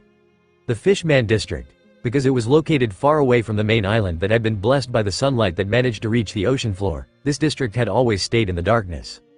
A massive vessel that looked like it had been there for hundreds of years, was the place that sheltered many notorious individuals. Abandoned, the once residents of the Fishman Island all chose to live here. Inside the vessel, also known as Noah, sat one fishman as he was surrounded by his subordinates. Because of the extremely low light here, the only thing that was visible was his eyes. Hatred and ridicule flashed across his eyes as he listened to the news reported to him. Straw Hat Luffy, cold laugh rang throughout the place. He is finally here. One of the fishmen gulped. What should we do, boss? Those humans have been staying there for so long, thinking that they are above us. What Straw Hat? They're just nothing compared to us. Hody then stood up, startling the others as they backed away in fear and nervousness. He walked until he was outside of Noah, staring ahead of the place where those that he swore to kill were currently at. I have been letting those disgusting humans do as they pleased for so long now. Now that the one that we are waiting for has finally arrived, the time has come. The new Fishman pirates shall rise to the top. Hearing that Zoro was gone, Luffy only laughed. She, don't worry. Zoro will be fine. The others looked at each other before shrugging their shoulders. In any case, Zoro was capable enough to protect himself if something were to happen to that guy. Well then, let's go. Yosh. With Kami on the lead, the Straw Hats stared with fascination with their mouths wide opened as they listened to Kami explaining everything that existed here. Such as, those huge tubes that were said to be some kind of a road, the sea turtles that acted as a transportation, and other bubble-based items that they saw along the way. Frankie lifted his sunglasses to get a better look at those things and said to himself, maybe I should learn this bubble craftsmanship to add more features to Sunny. Robin, who was the only one who heard him, smiled at him. That would be interesting. Frankie responded by flashing her his usual pose, causing Chopper who stayed on his shoulder to cheer. Oh yeah, Kami-chan. Sanji called her. I thought that Octopus was going to meet us at the Sabaody. Where is he? Knowing that he was referring to Hachi, Kami sighed. I heard that he was hurt about a year ago. He's back to normal now, and currently at the Fishman district to recuperate himself. Where's that? Are you going to bring us there later? Luffy asked, clearly excited about visiting another place. It was a very scary place outside of the island, but since you guys are here, then I guess I could guide you there, she said, but she herself wasn't sure if they could actually go there. After that, Chopper asked about Poppig, in which Kami told him that the Starship was a very famous fashion designer and that he lived in a big mansion that he owned in Gioverly Hills, which was a well-known rich district in this underwater kingdom. She further said that he also owned a clothing store. Nami's eyes gleamed in interest with that little piece of information, which Luffy and Usopp interpreted as greediness. So that Starfish is actually quite rich, huh? Usopp's sweat dropped when he saw the familiar gleam in her eyes. He mentally prayed for the safety of Poppig's wealth. By the way, I wonder where is Zoro now, at the same time. Zoro knitted his eyebrows at the unfamiliar but very fancy-looking surrounding. He looked to his left, his right, up and down before catching the sight of the very huge door that he sure wasn't there before. Or was it always there? He didn't know. Why did the scene change every time he looked away for just a second? At this moment, Zoro scolded the crew in his heart. How could they just walk away and leave him all alone? He was very sure that the others were lost right now. Not knowing where he was going, the green-haired man leisurely walked along the quiet hallway. He saw some fishmen who were probably the guards walking around the place. While he was walking, trying to find a way out, he caught the scent of something nice. Sniffing the air, Zoro grinned. Aha! Food! When there's food, there's gotta be some sake. Following the smell, he reached another room with another door that could fit a giant. Not thinking, he pushed open the door easily. When the giant door opened with a great force, the people in the dining hall immediately turned their heads to see who was so brazen to rudely open the door and disturb the peacefulness of the royal family and their esteemed guests as they were having a meal. All they saw was a single person with green hair with 3 swords standing in the doorway. Zoro blinked. They also blinked. Young man, are you lost, Jamin? King Neptune kindly asked the person who just interrupted their feast. Before the person could respond, Naru stood up. Pleasant surprise written all over her face as she smiled at the unexpected newcomer. Zoro. Zoro's eyes squinted at the familiar figure sitting next to the huge merman, before grinning. Oh, you're also here? Not answering him, Naru looked past him with expectation but saw nothing behind the man. You're alone? What about the rest? He shrugged as he casually walked over to her before taking the empty seat next to her. They're lost. Naru doubted that. If they were lost, then how come this guy managed to get here all by himself? You know this person, Naru? Asked Shirahoshi, who sat beside her father. Curiosity shone in her eyes as she stared at this human who seemed to be on a friendly term with her friend, casually drinking the wine prepared in front of him. Naru answered, "Yeah, he's a friend of mine and also a part of Luffy's crew." Realization hit them, and they hurriedly gave him a warm welcome. "I see. If it's Naruto's friend, then he shall stay and join us for a meal, Jammin." Not being shy, Zoro helped himself by downing drink after drink. Naru could not help but to say, "I'm impressed that you managed to get here alone." Zoro almost choked on his drink. He didn't want to admit that he probably got here by sheer luck. Especially when he himself was aware that he was lost before ended up here. Hence, he just grunted. "The princes are going to get you guys actually. The 3 princes are the ones to bring Luffy and the rest of the crew here." "Oh really?" He looked at her. "By the way, what are you here for?" Shirahoshi, who paid close attention to the two, answered, "Naru-chan is here to unite our kingdoms together. One day our people will be able to go to the surface, and Naru-chan will help us with that." Zoro was impressed. "I see that you're onto something big." Naru just smirked at him. She didn't bother to say more about the alliance. Later, once they released the news, everyone would know eventually. Now, if only Luffy would come here faster. She really missed her baby brother. Back to Luffy's group. Kami, a soft and melodious voice called out to the green-haired mermaid who immediately revealed a huge smile upon hearing the familiar voice. "Girls." When Sanji heard the pleasing voice, his heart was tickled and he immediately turned around so fast he almost broke his neck. What greeted his sight made him felt like he was already dead and was sent straight away to his paradise as he cried his eyes out when his eyes were blessed with the beautiful scene in front of him.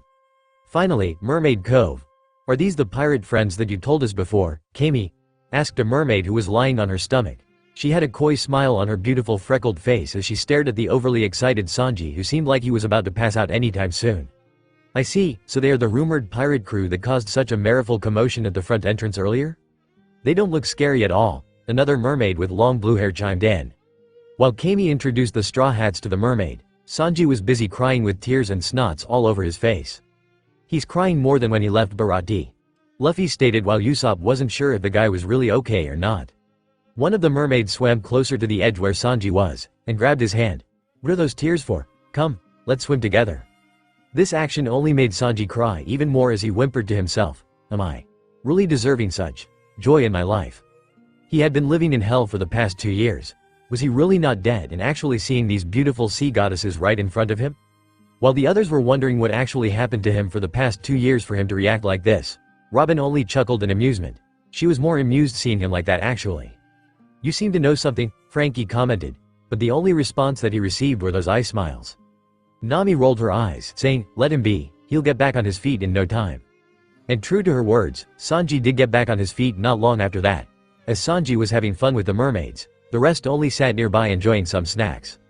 "It must be nice to be able to swim like you guys," Luffy said, feeling a little envious with Chopper and Brook. Since they couldn't swim, they could only hope was having fun swimming and diving, enjoying the best part of his life. "Well, at least he seems to be better now," Usopp commented. "He didn't get a nosebleed anymore." Chopper nodded. "I'm glad, because I'm completely out of blood stock for his type. I'm afraid I won't be able to cover any more nosebleeds. Sanji has a rare type of blood after all." Luffy, who seemed like he remembered something, looked at Kami. "There's someone I want to see here. I wonder if you know where he is." The others listened well to their captain's words. Was there someone that he knew other than Kami and Papig here? "Who?" "The mermaid princess," Kami guessed. It wasn't wrong for her to think that way since most people who came here had the intention to see the princess. Luffy shook his head, and answered, "Jinbei, Boss Jinbei." She widened her eyes slightly, clearly not expecting that, or the fact that he knew Boss Jinbei at all. "Yeah, 2 years ago, he helped me a lot," Luffy said. The other Straw Hats knew about Luffy's case, but this was the first time they heard it from his own mouth. Since they had started their journey, none mentioned about what happened 2 years ago. They just let bygones be bygones since things went well for him, but that didn't mean that they were not a little bit curious at all. "Wait, Luffy. Jinbei is in the former Shichibukai?" Nami questioned, her eyes narrowed slightly. She, yeah, he's my friend," he admitted, causing Usopp to loudly wonder what was wrong with his captain for having such an outrageous connection with big-name people. Luffy explained to his crew that he already promised to see the fishman once they were here. Hearing that, Kami's eyes lit up as she remembered having seen a photo of them together during the battle in Marineford. Since Boss Jinbei is not a Shichibukai anymore, he is still considered a pirate. And those who are a part of the Fishman pirates like Hatchin and Boss Jinbei are not allowed to stay here. But unlike Hatchin, who is staying in the Fishman district, Boss Jinbei has a special exemption because of someone, so he could stay here. But he chose to stay at the sea forest. Sea forest? Usopp asked. What kind of place is that? I wondered what this sea forest looks like. It's located at the northeast part of this island. I can take you there later. Luffy grinned. Whoa, that's great, thanks Kami. No problem. Kami laughed. By the way Luffy Chin, you sure have a great big sister. It's all thanks to her that Fishman Island is now heading towards a new age. You know her? Luffy blinked. The others were interested when the mermaid mentioned Luffy's older sister. They, after all, hadn't seen her in person yet. They heard some stories from other people, but they wanted to hear those stories from the brother himself. Everyone was curious, except for a certain archaeologist who chose to remain quiet. Seeing the puzzlement in his eyes, she asked, does Luffy Chin not know? About what? The alliance. Fishman Island is now allied with Uzu, Kami stated excitedly. It means that we would soon be able to go above the ocean surface without any worry. How wonderful. Uzu? I think I've heard that word before him. Luffy held his chin as he wondered where he heard of that familiar name before. Idiot. Nami smacked his head. Your sister's kingdom. After hitting Luffy, she looked back at the mermaid. Is that why there are so many flags with spiral symbols around the island? Oh, she noticed it too, Robin thought. You're right, to let other people know that this island is now under Naru-sama's protection. We hang the Uzu flag around the island, replacing Big Mom's flag, Kami answered excitedly. Big Mom? Usopp cried out in shock and horror. Wait a minute, doesn't that mean that the people of Fishman Island just went their back on a Yonko? Aren't you guys afraid that Big Mom would attack this island? It's Big Mom, a Yonko. Really? Brook and Chopper cupped their faces in horror. Scary. So what? Luffy picked his nose. Nate-chan can deal with Big Mother on her own. It's Big Mom. Usopp corrected him. That's what I said. Nami sighed. Then she looked at Robin. You already knew about this matter, didn't you? I knew it the moment I saw those flags. Robin admitted with a smile on her face. No wonder they accepted us just like that. Nami said. So because of the connection that their captain had with the Uzu ruler who was also a respectable figure in Fishman Island, they were allowed to enter this place. But Luffy-san, doesn't that mean that your sister is here? Kami answered. You're absolutely right. Naru-sama is at the palace with the royal family. Palace? Alright, let's go to the palace. Luffy Chin. But I'm just an ordinary mermaid here. She sweat dropped. She couldn't possibly just bring them to the palace just because they wanted to. All of a sudden, someone shouted and pointed to something in the sky. Look. Everyone halted whatever they were doing and watched as a huge vehicle carried by a sea beast, heading towards them.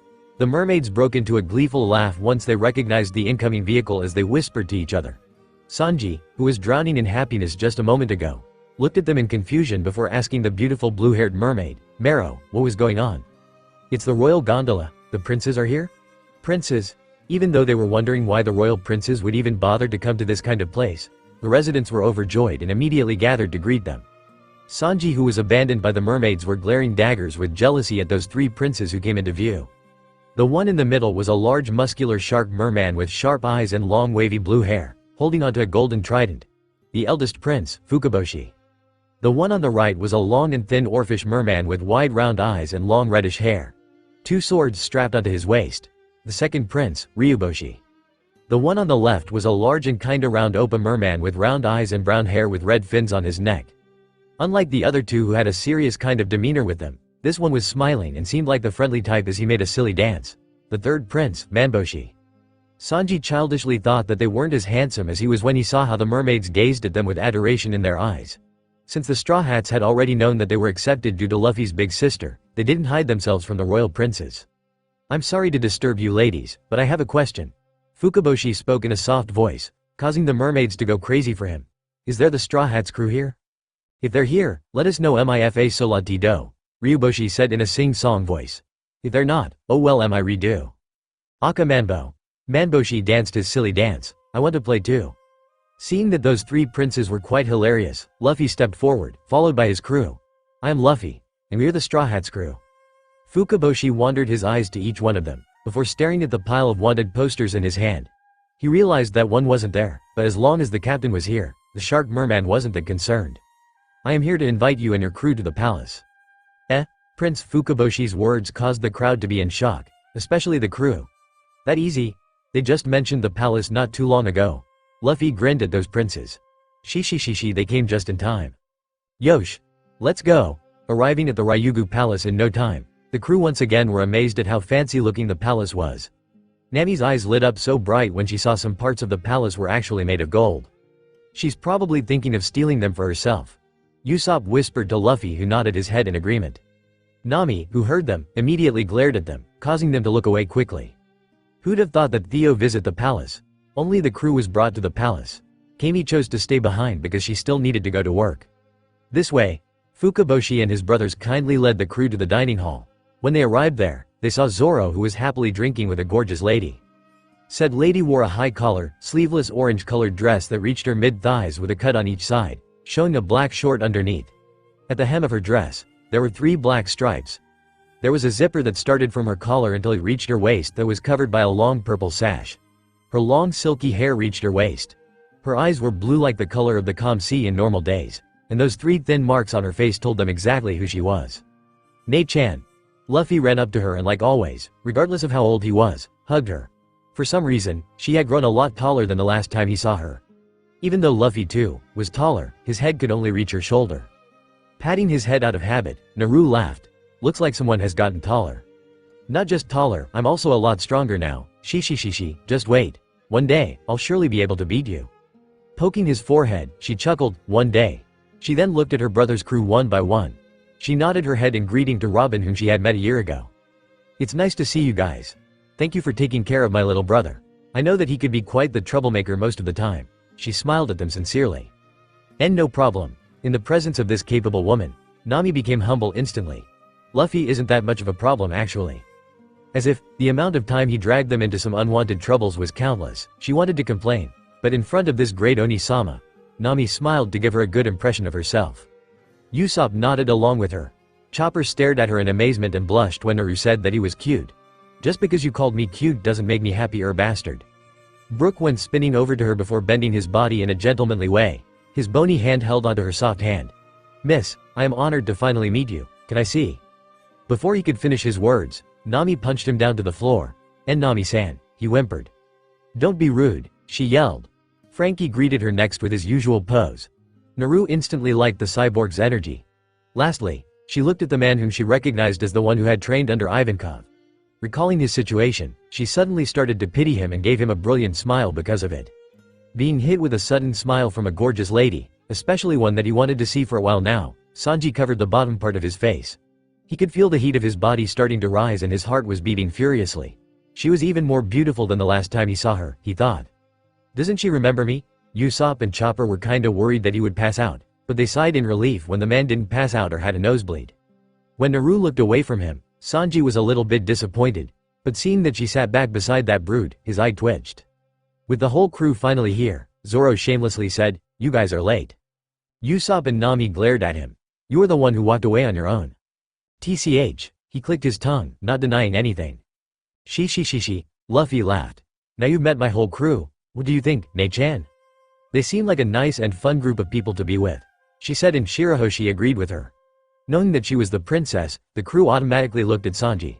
Surprisingly, he once again didn't show any extreme reaction upon seeing the mermaid princess. Ahahaha. A booming laugh took their attention away, only to see a huge merman with a crown on his head. Naru Dono is indeed right. They indeed look like nice and fun people to be with, jammin'. Because they were focused on Luffy's sister first, they didn't notice him at first glance, even though he and his family were big enough to be seen from a distance. With the long table that could fit 100 people, King Neptune sat at one end. The 3 princes took their respective seats on his right. Fukaboshi first, followed by Ryuboshi and Manboshi. Shirahoshi stayed on her seat next to her third brother. And on King Neptune's left side, sat Naru with Zoro next to her. A finger pointed at Zoro. Sanji yelled, Oyu, why are you sitting next to Naru-san? I came here first, Zoro said with a smug. This was like the time when he arrived first in Sabaody and continued to be smug about that. Sanji gritted his teeth in annoyance. Taking a deep breath, he swayed his way to Naru. Naru-san, it's me. You can call me your handsome knight if you want. Sanji seems to be quite normal now. I guess he has completely recovered now, huh? Usopp said as he watched the cook flirting with the Azukage.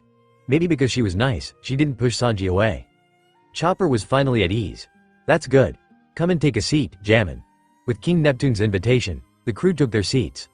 Luffy sat next to Zoro, followed by Nami, Sanji, Usopp, Chopper, Robin, Frankie and lastly Brook. As the feast went on, Naru observed her brother's crew carefully. She was already familiar with Zoro and Robin, so she focused more on the rest. With Luffy telling her once about his crew, she knew that the long-nosed Usopp was a coward and a liar but also a good friend who sometimes could be a brave sniper. The one named Nami was a thief who loved money and was a great navigator. Chopper was once just a normal reindeer before he ate a devil fruit, and he was the crew's doctor. Frankie was a cyborg who built the cruise ship Thousand Sunny after he became their comrade. Brooke the crew's musician was a dead man once, and alive once again thanks to a devil fruit. As for the last one, Sanji, he was a man who loved women and also a great cook. When Naru first saw his wanted poster, the one picture that resembled Duval, she didn't think much of him. But now that she looked at him carefully, this guy kinda seemed familiar. But she brushed it off. After all, there were a lot of people who sometimes shared some resemblances with another person. "Oh yeah, you guys seem so close to each other," Usopp suddenly said as he observed Zoro and Naru who sat side by side. When they arrived, he noticed that they were talking and laughing together like they had known each other for so long. "Don't you know, Naru-chan and Zoro-san have been friends since they were small." Shirahoshi kindly told him what Naru had told her about her friendship with the swordsman. "Really? That's cool," Luffy exclaimed. "Did you meet Zoro during one of your early adventures, Nei-chan?" He remembered that Naru had always gone away traveling the whole East Blue before she went to the Grand Line. So maybe she met Zoro during that time? If that was the case, Luffy wasn't surprised. Instead of Naru answering, it was Zoro who answered as he laughed. "Yeah, she was lost on her way before she found my village. I still can't believe that you managed to get lost." "That's rich, coming from you," Sanji, Nami, and Usopp said at the same time with annoyance written all over their faces. "TCH. It was just one time." Naru argued back at the man next to her. Seeing their closeness, Sanji was jealous. How come he was unlucky to be stuck in hell but that stupid Zoro and Luffy managed to get the beauties? First it was Luffy and the Maiden Island. Then Zoro with that cute girl Perona. Now he was also friends with the person he wished to see? Damn it. Suddenly, Naru received a sudden flash of memories from her clone who was with Hyde. She frowned when she analyzed what she saw. King Neptune, who saw her frowning face, asked, "Is there something wrong, Jammin?" Because King Neptune himself was big, his voice was also loud even though he tried to speak as low as he could. It naturally caught the attention eyes on her. She shook her head. "Just a small matter." Then she stood up. "I need to go to the sea forest to handle some things. You guys can stay here and continue to eat more." Luffy's eyes brightened when he heard that she was going to where Jinbei was. He quickly stretched his arms, letting his body fly towards her before wrapping his rubbery arms around her like a snake. "Take me with you too, Nei-chan. I want to see Jinbei." With him speaking like a spoiled kid to her, just like when he was a kid, she didn't refuse him. The others wanted to follow them, but were held back by Nami who told them to let the siblings spend time with each other. The kind Shirahoshi let Megalo, her pet shark, to take them to the sea forest. Riding on top of Megalo's back, the duo was covered safely by the bubble. With his first time riding a shark, Luffy was very excited. "I think this is the first time we are going for an adventure, just the two of us," she suddenly said. "Usually there will be you, Ace and me before Sabo comes into our lives." Luffy laughed and agreed with her. "We said that we would be on the same pirate crew. But Ace joined another crew. Sabo joined Dad's army, and you became an empress." "Dad?" Naru raised one of her eyebrows, looking at him with a knowing smile. "So you two have already met?" Luffy nodded before telling her about his meeting with Dragon at Sabaody and what they spoke of. Listening to her brother, Naru nodded her head in approval. She approved of what Dragon did. It was never too late to be closer to your own son, even though said son was almost 20. Didn't she get closer to her father when she was a teen as well?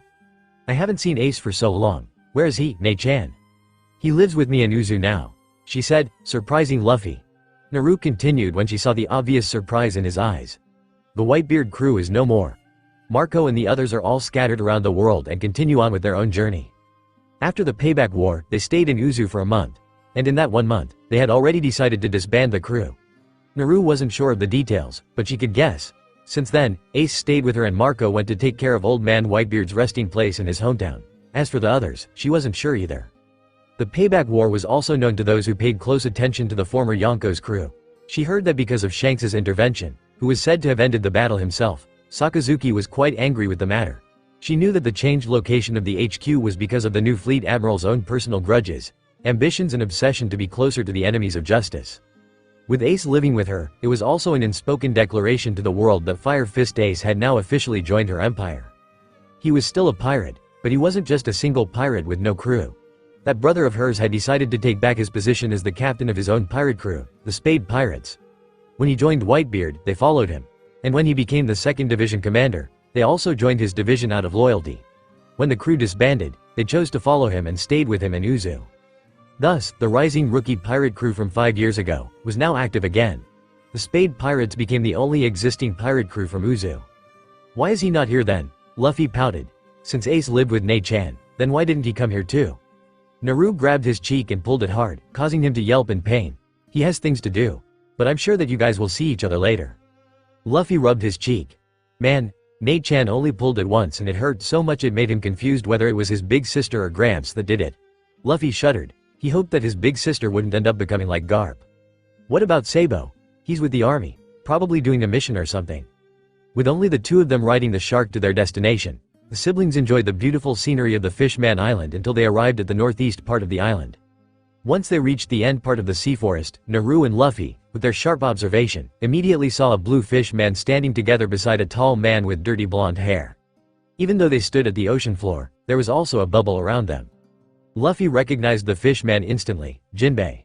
The duo, who heard a loud voice yelling somewhere above, looked up. They watched as the two siblings jumped off from the shark's back and entered their bubble, landing right in front of them. Yo, Basu, Hyde greeted her with a playful salute. Luffy-kun, how have you been? Jinbei asked the young man with a joyful laugh before turning to greet the woman next to him. Naru-san, it's good that you're here now. Phew, you don't know how nervous I was without you here. Hyde released a sigh of relief as he put his hand on his chest. Luffy looked at him in confusion. Who are you? You don't remember me? Do I even know you? Hyde looked at Naru from Luffy, feeling wronged. Really? Naru rolled her eyes. Luffy, this is Hyde, my friend. He was also there, back at Marineford. Oh, as if he remembered something. Luffy stared at the older man with a surprised look. Oh, you're that guy, the mist guy. It's Hyde. Hyde finally introduced himself with a sigh. Anyway, look at that. Can you sense that nasty feeling? Naru stared at the place in front of her with narrowed eyes. Because this was the end of the sea forest, they were very close to the wall of the bubble. Thus, they could clearly see what was there in front of them. At first glance, there was nothing out of the ordinary. It was calm and peaceful as always. Too calm actually. Naru narrowed her eyes even more. When she first arrived here, there were actually many sea creatures, big and small, swimming freely around the island. Once, she felt a very familiar presence somewhere out there. It was kinda heavy, like a stone that was pressing hard on her chest. It was the kind of feeling that she had always felt from Kurama's evil chakra. But one day, it disappeared, and she never felt it again. But to say that she wasn't curious and disturbed by the feeling that refused to leave her would be a complete lie. After that, big sea creatures never to be seen around here again. There were only the small ones. Now, she couldn't even see a single crab that she often saw hiding among the sand on the ocean floor these days. That was why she felt that it was too calm, and when it was too calm, it just screamed suspicious. Ne-chan. Luffy put his hand on her shoulder. I can feel that there is something there. Naru looked at her brother. You can feel it too? He nodded. I saw a dark shadow there, Naru. Hyde stated as he frowned, and judging by the size and distance, it was a big one. Perhaps even bigger than Kurama. Kurama, who stayed in the seal, snorted. At where they stood, they could actually see the places that weren't hid by the sunlight. Those places were naturally clouded with darkness, to the point where it was hard for them to see anything. Naru felt a tingling sensation when she sensed that she was being watched. Her eyes locked on the darkest part of the surrounding, right on her line of sight. She didn't move. She didn't blink her eyes. The other three naturally didn't bother her. They too, focused on their own observations and felt that something was indeed there. The more they stared, the more they could see a vague shape of something long, lurking in the darkness. That's it, Hyde gasped. That's the thing that I saw earlier. A seeking? It might be a seeking. Jinbei nodded. It's been a while since any seeking wandering around outside. But this particular one scared away the rest of the sea creatures. Luffy frowned. It doesn't give me a good feeling, Ne-chan. She watched as the unknown creature moved until what she assumed to be its head, facing them, in the darkness, suddenly appeared a pine eyes staring at them. Considering the size and the distance, its size was quite horrifying. When Naru made eye contact with the creature, she felt like she was being pulled into a state of trance. The only thing that she could see was that glaring eyes, as if pulling her deeper and deeper into the abyss. She couldn't help but to keep staring at those eyes, staying enchanted, trapping her with no way to escape from its bewitching eyes. Luffy, who noticed that there was something wrong with his sister, frowned. He noticed how her eyes were blank and she didn't seem to realize that she was walking slowly towards the mysterious creature. Luffy didn't like it. This wasn't like his big sister at all. Therefore, he grabbed her shoulder before her body could crash into the bubble. Few more steps, and she would be out of the island. Luffy released a small bit of his Haoshoku haki, and his sister woke up. What was that? Hyde questioned as he stared at the siblings in bewilderment. He didn't get what just happened. All he knew was that Naru was walking forwards and that baby brother of her suddenly grabbed her shoulder before releasing a small burst of his haki. He and Jinbei were startled for good. Naru-san? Naru stared at the glistening wall of the bubble a few inches away from her, and frowned. Hypnotizing? That was one sly creature, she thought. How could you let yourself be trapped just like that? TCH. I didn't expect that. Maybe because it realized that it had failed, the creature slowly closed its eyes. But they could sense that it was still there. Waiting. Naru stared at the younger man beside her, and the hand on her shoulder. She gave him a grateful smile as he removed his hand away. Looks like we are about to face a troublesome situation soon, she said. Still at the sea forest, the four still continued to observe the mysterious creature that chose to rest its body right in front of them. Saying it was in front of them, but honestly, the distance between them and the creature was quite huge. Even at this distance, it looked big enough to accommodate the whole island. Just imagine if the creature was closer to them. That was how big the creature was. Luffy stared at his sister, Jinbei, and that mist guy. Seeing the serious look on them, Luffy unexpectedly stayed quiet and docile like a lamb beside his big sister. It could be said that no matter how oblivious or simple-minded he was called by his crew, he too was able to read the situation.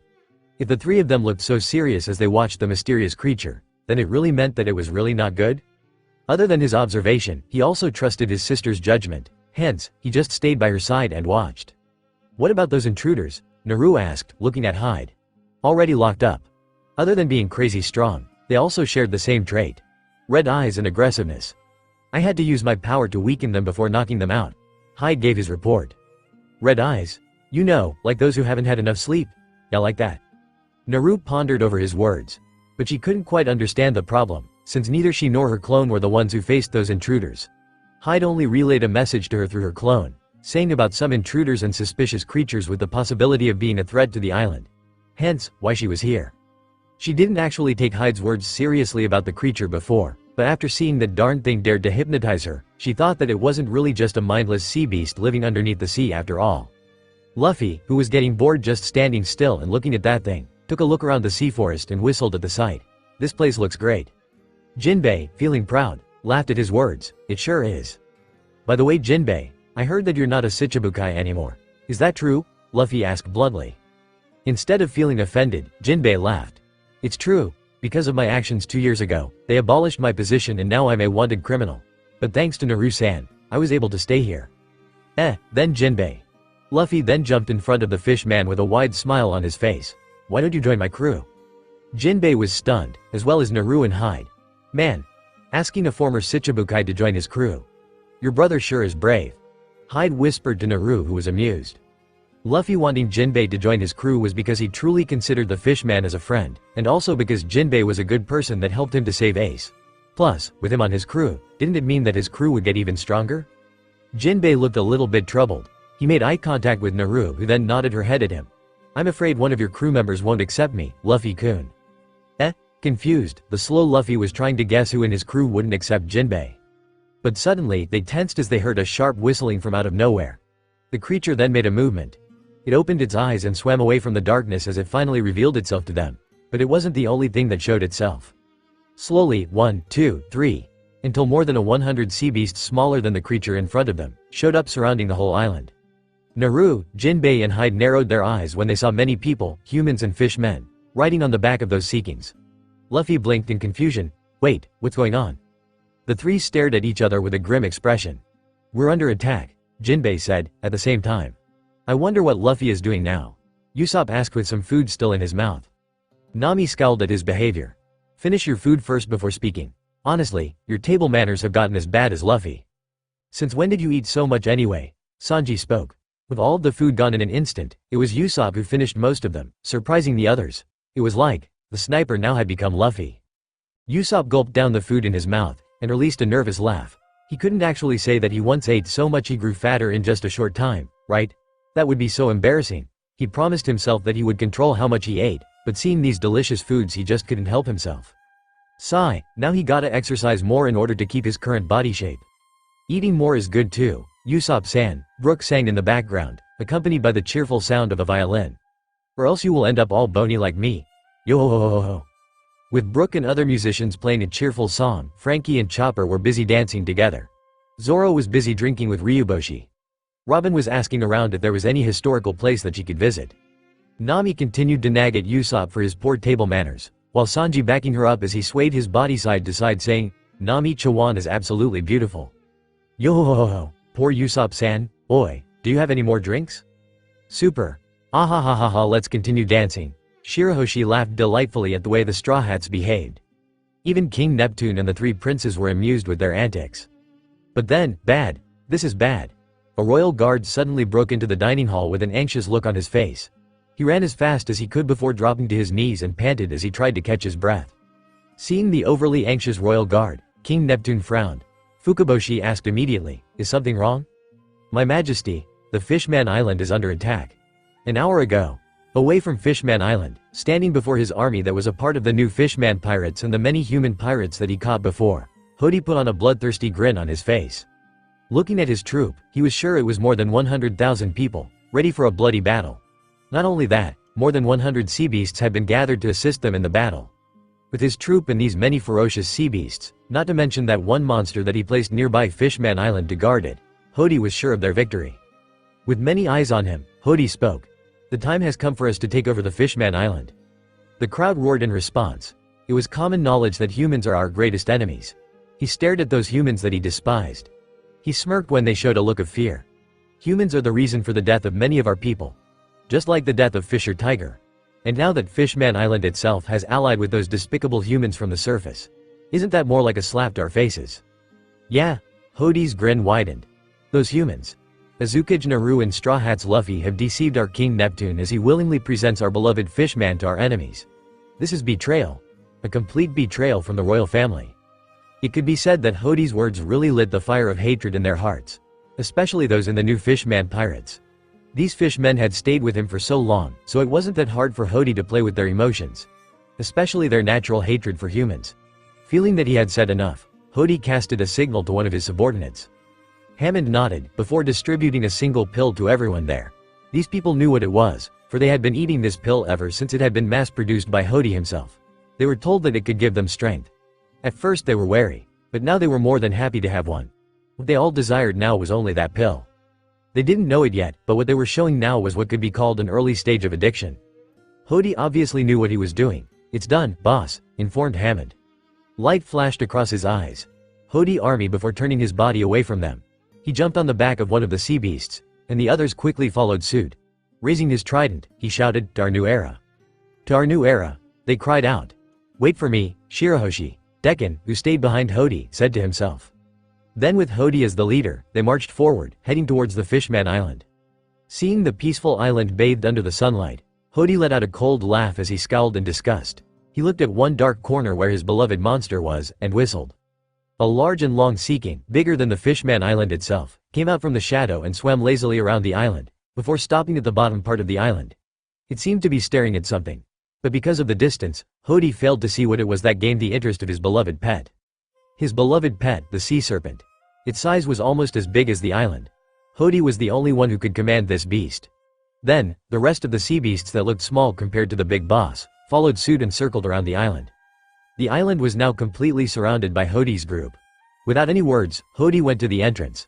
The guard, the one that allowed the Straw Hats to enter the island earlier, panicked once he saw them, but before he could even ring the emergency bell, he was shot to death right in front of the entrance. The poor guard's body fell right onto the ocean floor.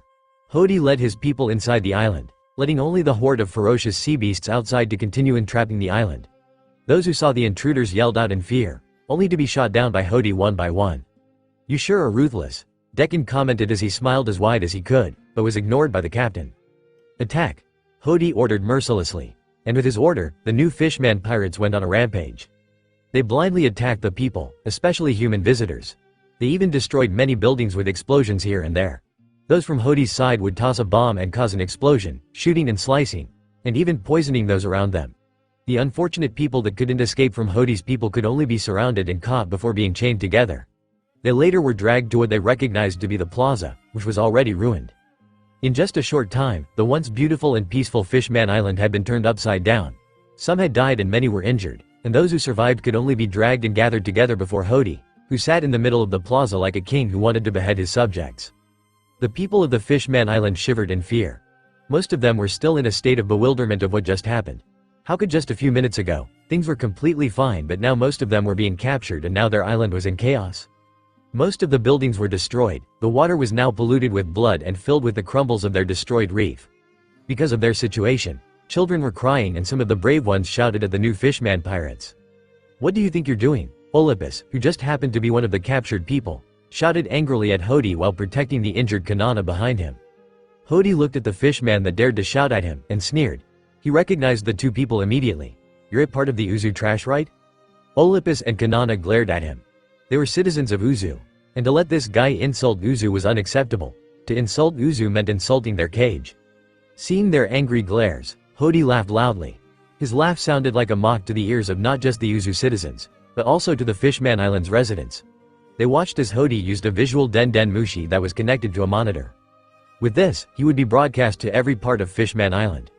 To those who were watching, Hody started and looked around, before he suddenly shot Olympus and Kanana without any warning, shocking those around him. "Olympus, Kanana-san." Those who knew the two immediately went to their side to stop the bleeding. Hody laughed again before looking at the visual den mushi, as if he was looking straight at his targets. "The royal family, Azukage Naru, and Straw Hat Luffy. Hear me, if all of you fail to show yourself here, I shall kill everyone, and don't even bother to do something stupid or else." At this he turned the den mushi around to show those massive sea beasts surrounding the island, waiting to burst the bubble that had protected the island for so many years into nothingness with their sharp teeth. "This island will cease to exist, either show up or the Sea Kings will attack the island and kill everyone." Hody was really determined to destroy the Fishman Island, they thought. Staring at the screen in front of her, Naru's face darkened, along with Hyde.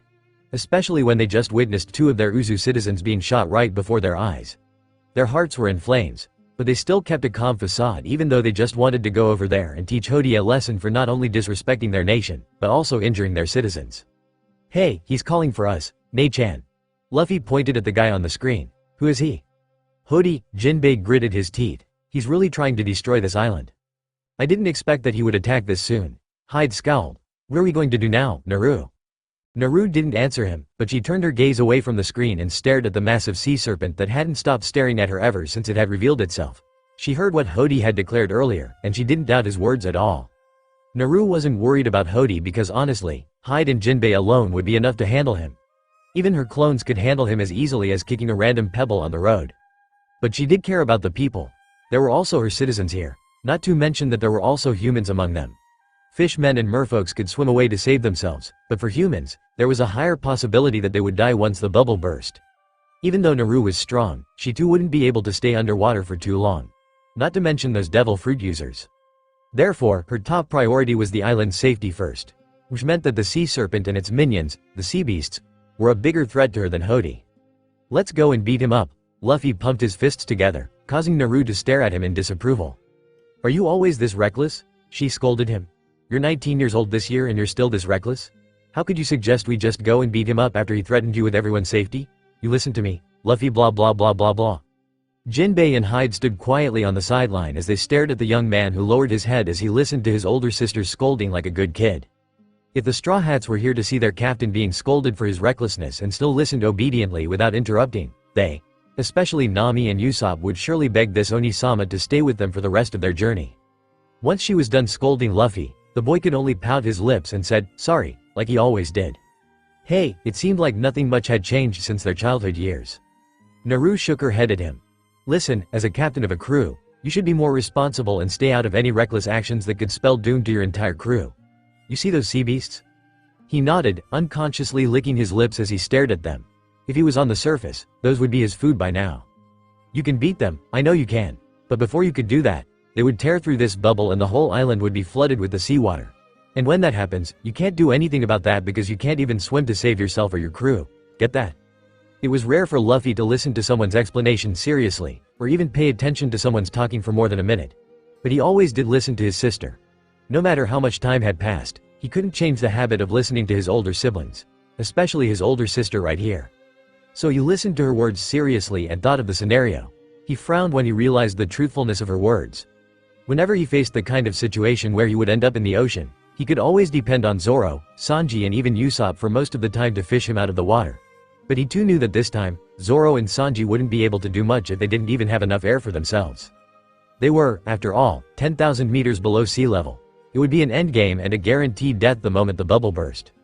Luffy's style was always the one that do first and think later instead of think before doing something, but contrary to what his crew thought of him, Luffy could actually think seriously and analyze his situation pretty well. He just didn't do so because he trusted his crew enough to get out of trouble. Or because he was simply having too much fun and forgot about the problems. But now that the situation didn't really seem to be in their favor, Luffy had to think of what to do to get himself out of this situation. How to beat Hody before he could destroy the island. Could they beat him before he did that?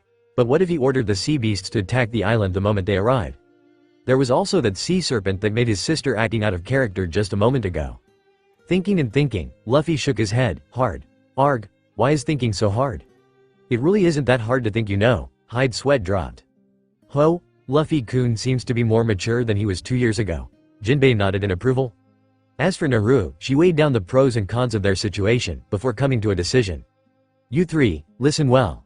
At the Ryugu Palace, seeing the bloody scene through the projector, King Neptune and the princes, along with the ministers, were in despair. They were aware that the outlaws had been showing up around the island recently. Some had even been caught trying to break into the island illegally.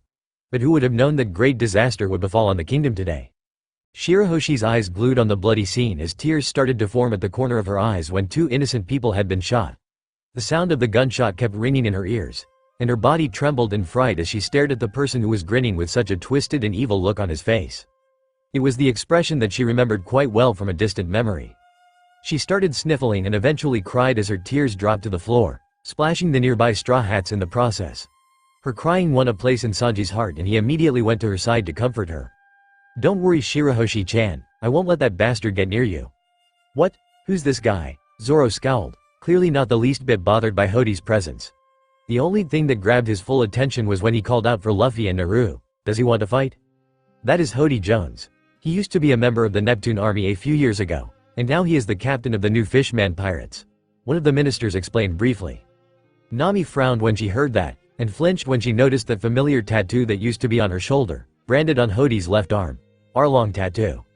But he's attacking the island now, isn't this a rebellion? Usopp questioned. Usopp's words only put a damper on their spirits, even though he wasn't wrong. Hody's action was clear to see that he was rebelling against the kingdom. He seems to have a grudge with Luffy and Naru or something. Zoro gripped his swords. I'll say we go over there and I'll cut him myself. Usopp smacked him. Idiot, can't you see those scary sea beasts outside? If you do that, those monsters will attack the island. Usopp is right. Hody seems to have the ability to command them to attack the island anytime he wants. Once he does it, we who can't breathe underwater could only struggle for air as we slowly drown to death. Robin said with a straight face. Robin, that's scary. Chopper and Brook cried out. They were devil fruit users all right. Forget about swimming, they couldn't even stay afloat. His action as he shot 2 innocent people without any hesitation also shows exactly how merciless he could be. I'm afraid he would kill more people if we didn't comply with his demands, she added as she looked pointedly at King Neptune. Her words were clear. If none of the Ryugu family members, Luffy, or Naru showed up, they were afraid that more victims would fall under. Or worse, the island itself would cease to exist like he had claimed. The bubble itself wouldn't be able to handle more than 100 sea monsters tearing through it. King Neptune was in further distress with her words. He was, after all, the ruler of this kingdom and the entire island fell under his protection. He was responsible for the safety and well-being of his people. Hence, as he thought of his position and responsibility, he didn't hesitate to make a quick decision on the spot. Then I shall go ahead, Jammin, Father, Your Majesty. King Neptune's resolution to go and see the enemy alone caused a commotion among his children and the ministers. If you're going, then we shall follow you, Fukaboshi declared. His 2 brothers nodded their heads in agreement. Even the sobbing Shirahoshi stopped her crying as her eyes shone with the same fire as her brothers, not wanting to be left behind. We are family, I am also a princess of this kingdom. So, I will share the burden with father and brothers too. Shirahoshi. The 4 male members of the Ryugu family were stunned as they stared at her. But they didn't try to convince her to stop, in fact, they looked extremely proud of her. A month ago, she was still as timid as a baby fish who didn't even dare to do something as she was afraid of causing troubles for her family and the kingdom. But now look at her. She had grown so much. King Neptune felt like crying as he thought about his late queen and how proud she would be of their princess if she could see their daughter now. No, Your Majesty, the ministers disagreed. Doing so will only put you, the princes and princess, in a highly risky and dangerous situation. All of a sudden, King Neptune laughed heartily at them, confusing those in the room wondering if the king had finally gone crazy due to stress. Don't worry. I have faith that Naruto would be able to turn the tide to our side. She would not let this island fall just like that. With the mention of their greatest ally, the ministers quietened down immediately. Shirahoshi's face brightened with the mention of her friend's name. Father is right, Naru-chan will be able to handle this. We just have to put our faith in her and believe that everything will be fine soon. With Princess Shirahoshi's words, the ministers finally let go of their worries completely. How could they forget that Fishman Island was now under the protection of the Azukage? With her on their side, they shouldn't worry too much. Didn't she and her brother get called out too? Then they surely wouldn't let anything happen to the royal family if they were at the same place. Hody was probably too full of himself for underestimating the two individuals that were considered a major threat by the world government. Naru Dono was a capable person, and they just had to trust her. Plus, 2 of her citizens had been shot. As a ruler herself, she surely wouldn't let Hody get away with that. A while after that, King Neptune stood in the middle with his children on each of his side. All of them held the imposing aura befitting of their royal identities. Even the timid Shirahoshi appeared to be very charismatic as she stood together with her family. Just as when they were about to leave, the Straw Hats unexpectedly moved together with them. Seeing the questioning look thrown at them, Nami winked. That Hody called out to our captain, right? Zoro touched his swords and Sanji smirked. It means that he is also calling out for the whole crew to come. Hey, like hell we're going to let Luffy get all the fun without us. I think I have the can't go to the plaza disease. Usopp claimed weakly but he still went along with them anyway. This will be interesting. Robin smiled. Ow, just wait and see my new babies in action. Frankie struck a pose, and Chopper cheered on his shoulder. Luffy-san, wait for us. King Neptune and his family looked at the Straw Hats with admiration in their eyes, and thought, this pirate crew was nothing like their bad reputations at all. At the plaza, nobody made a sound. Not the citizens, not the pirates, and not even Hody himself. All he did was grinning smugly as he enjoyed the look of fear in the eyes of the citizens. Even those from his crew didn't dare to meet him in the eyes, and just quietly guarding the hostages. Captain, they're finally here. Hamad reported next to him. Ooh, I can see my darling Shirahoshi from here. Decken grinned to himself as he rubbed his hands together in glee. Time passed, and King Neptune finally appeared together with his children, along with the members of the Straw Hats crew. The fact that the Ryugu family came alone with the Straw Hats crew was a clear picture to everyone that they didn't come here to fight. Despite their appearance, Hody appeared less than satisfied. Why? It was because the 2 humans that he wanted to crush the most were nowhere to be seen. The just-arrived group was surrounded by some of the new Fishman pirates as they pointed their weapons at them. They were forced to move to the center of the plaza where everyone could see them. With everyone's focus on them, nobody noticed any stealthy movements around them. These people were the elite force that belonged to the Neptune army. Earlier, they were ordered to blend in with the crowd and stay vigilant until further notice. With a glance, they looked like any other civilian with a trace of panic and fear on their faces, but their eyes said the opposite. Yuhu, Shirahoshi, my love, Decken winked at the object of his obsession. Noticing Decken's inappropriate glances at Shirahoshi, the 3 princes moved their sister away from Decken's sight. They sneered at him, but the fish man only laughed and blew imaginary kisses to the mermaid princess who avoided it in disgust. What is this? Hody looked at the Straw Hats. Did your captain run away? They glared at him. Zoro was about to throw a sharp remark back, only for him to be silenced by Nami's glare. Considering that they weren't the only one involved in this troublesome situation, Zoro rolled his eyes and held back his tongue. For now, Nami, as someone who was quite familiar with being threatened with her village's freedom for years, stared at Hody with a hidden disdain in her eyes. Don't you worry, our captain is anything but a coward. Hody merely smirked at her words before turning his attention to Olympus and Kanana. And what should I do with the 2 of you? It seems that your beloved Azukage is not as great as what you thought. Perhaps, has she already thought of abandoning her people, and now refused to come? The people of Uzu glared at him. One of them bravely defended Naru. Our Naru-sama will definitely come. Someone like you will never be able to strike fear into her heart. Hody's veins bulged when he heard the guy's words, but he still maintained the smirk on his face. Then he laughed at them. Then I'll be nice and give some more time for those 2 to show themselves. King Neptune frowned. Why are you doing this? I remember that you were once a part of the Neptune army. Hody sneered at him in response. Ah, the traitor has spoken. Were you even thinking of allying yourself with a human? Just spit out the truth. You're selling the whole fish-man race to the humans, aren't you? What nonsense are you speaking, Jammin? HMPH, don't play ignorant. We all know that you're in cahoot with them, and now in the process of handing over the kingdom to the humans. The alliance is just a fraud.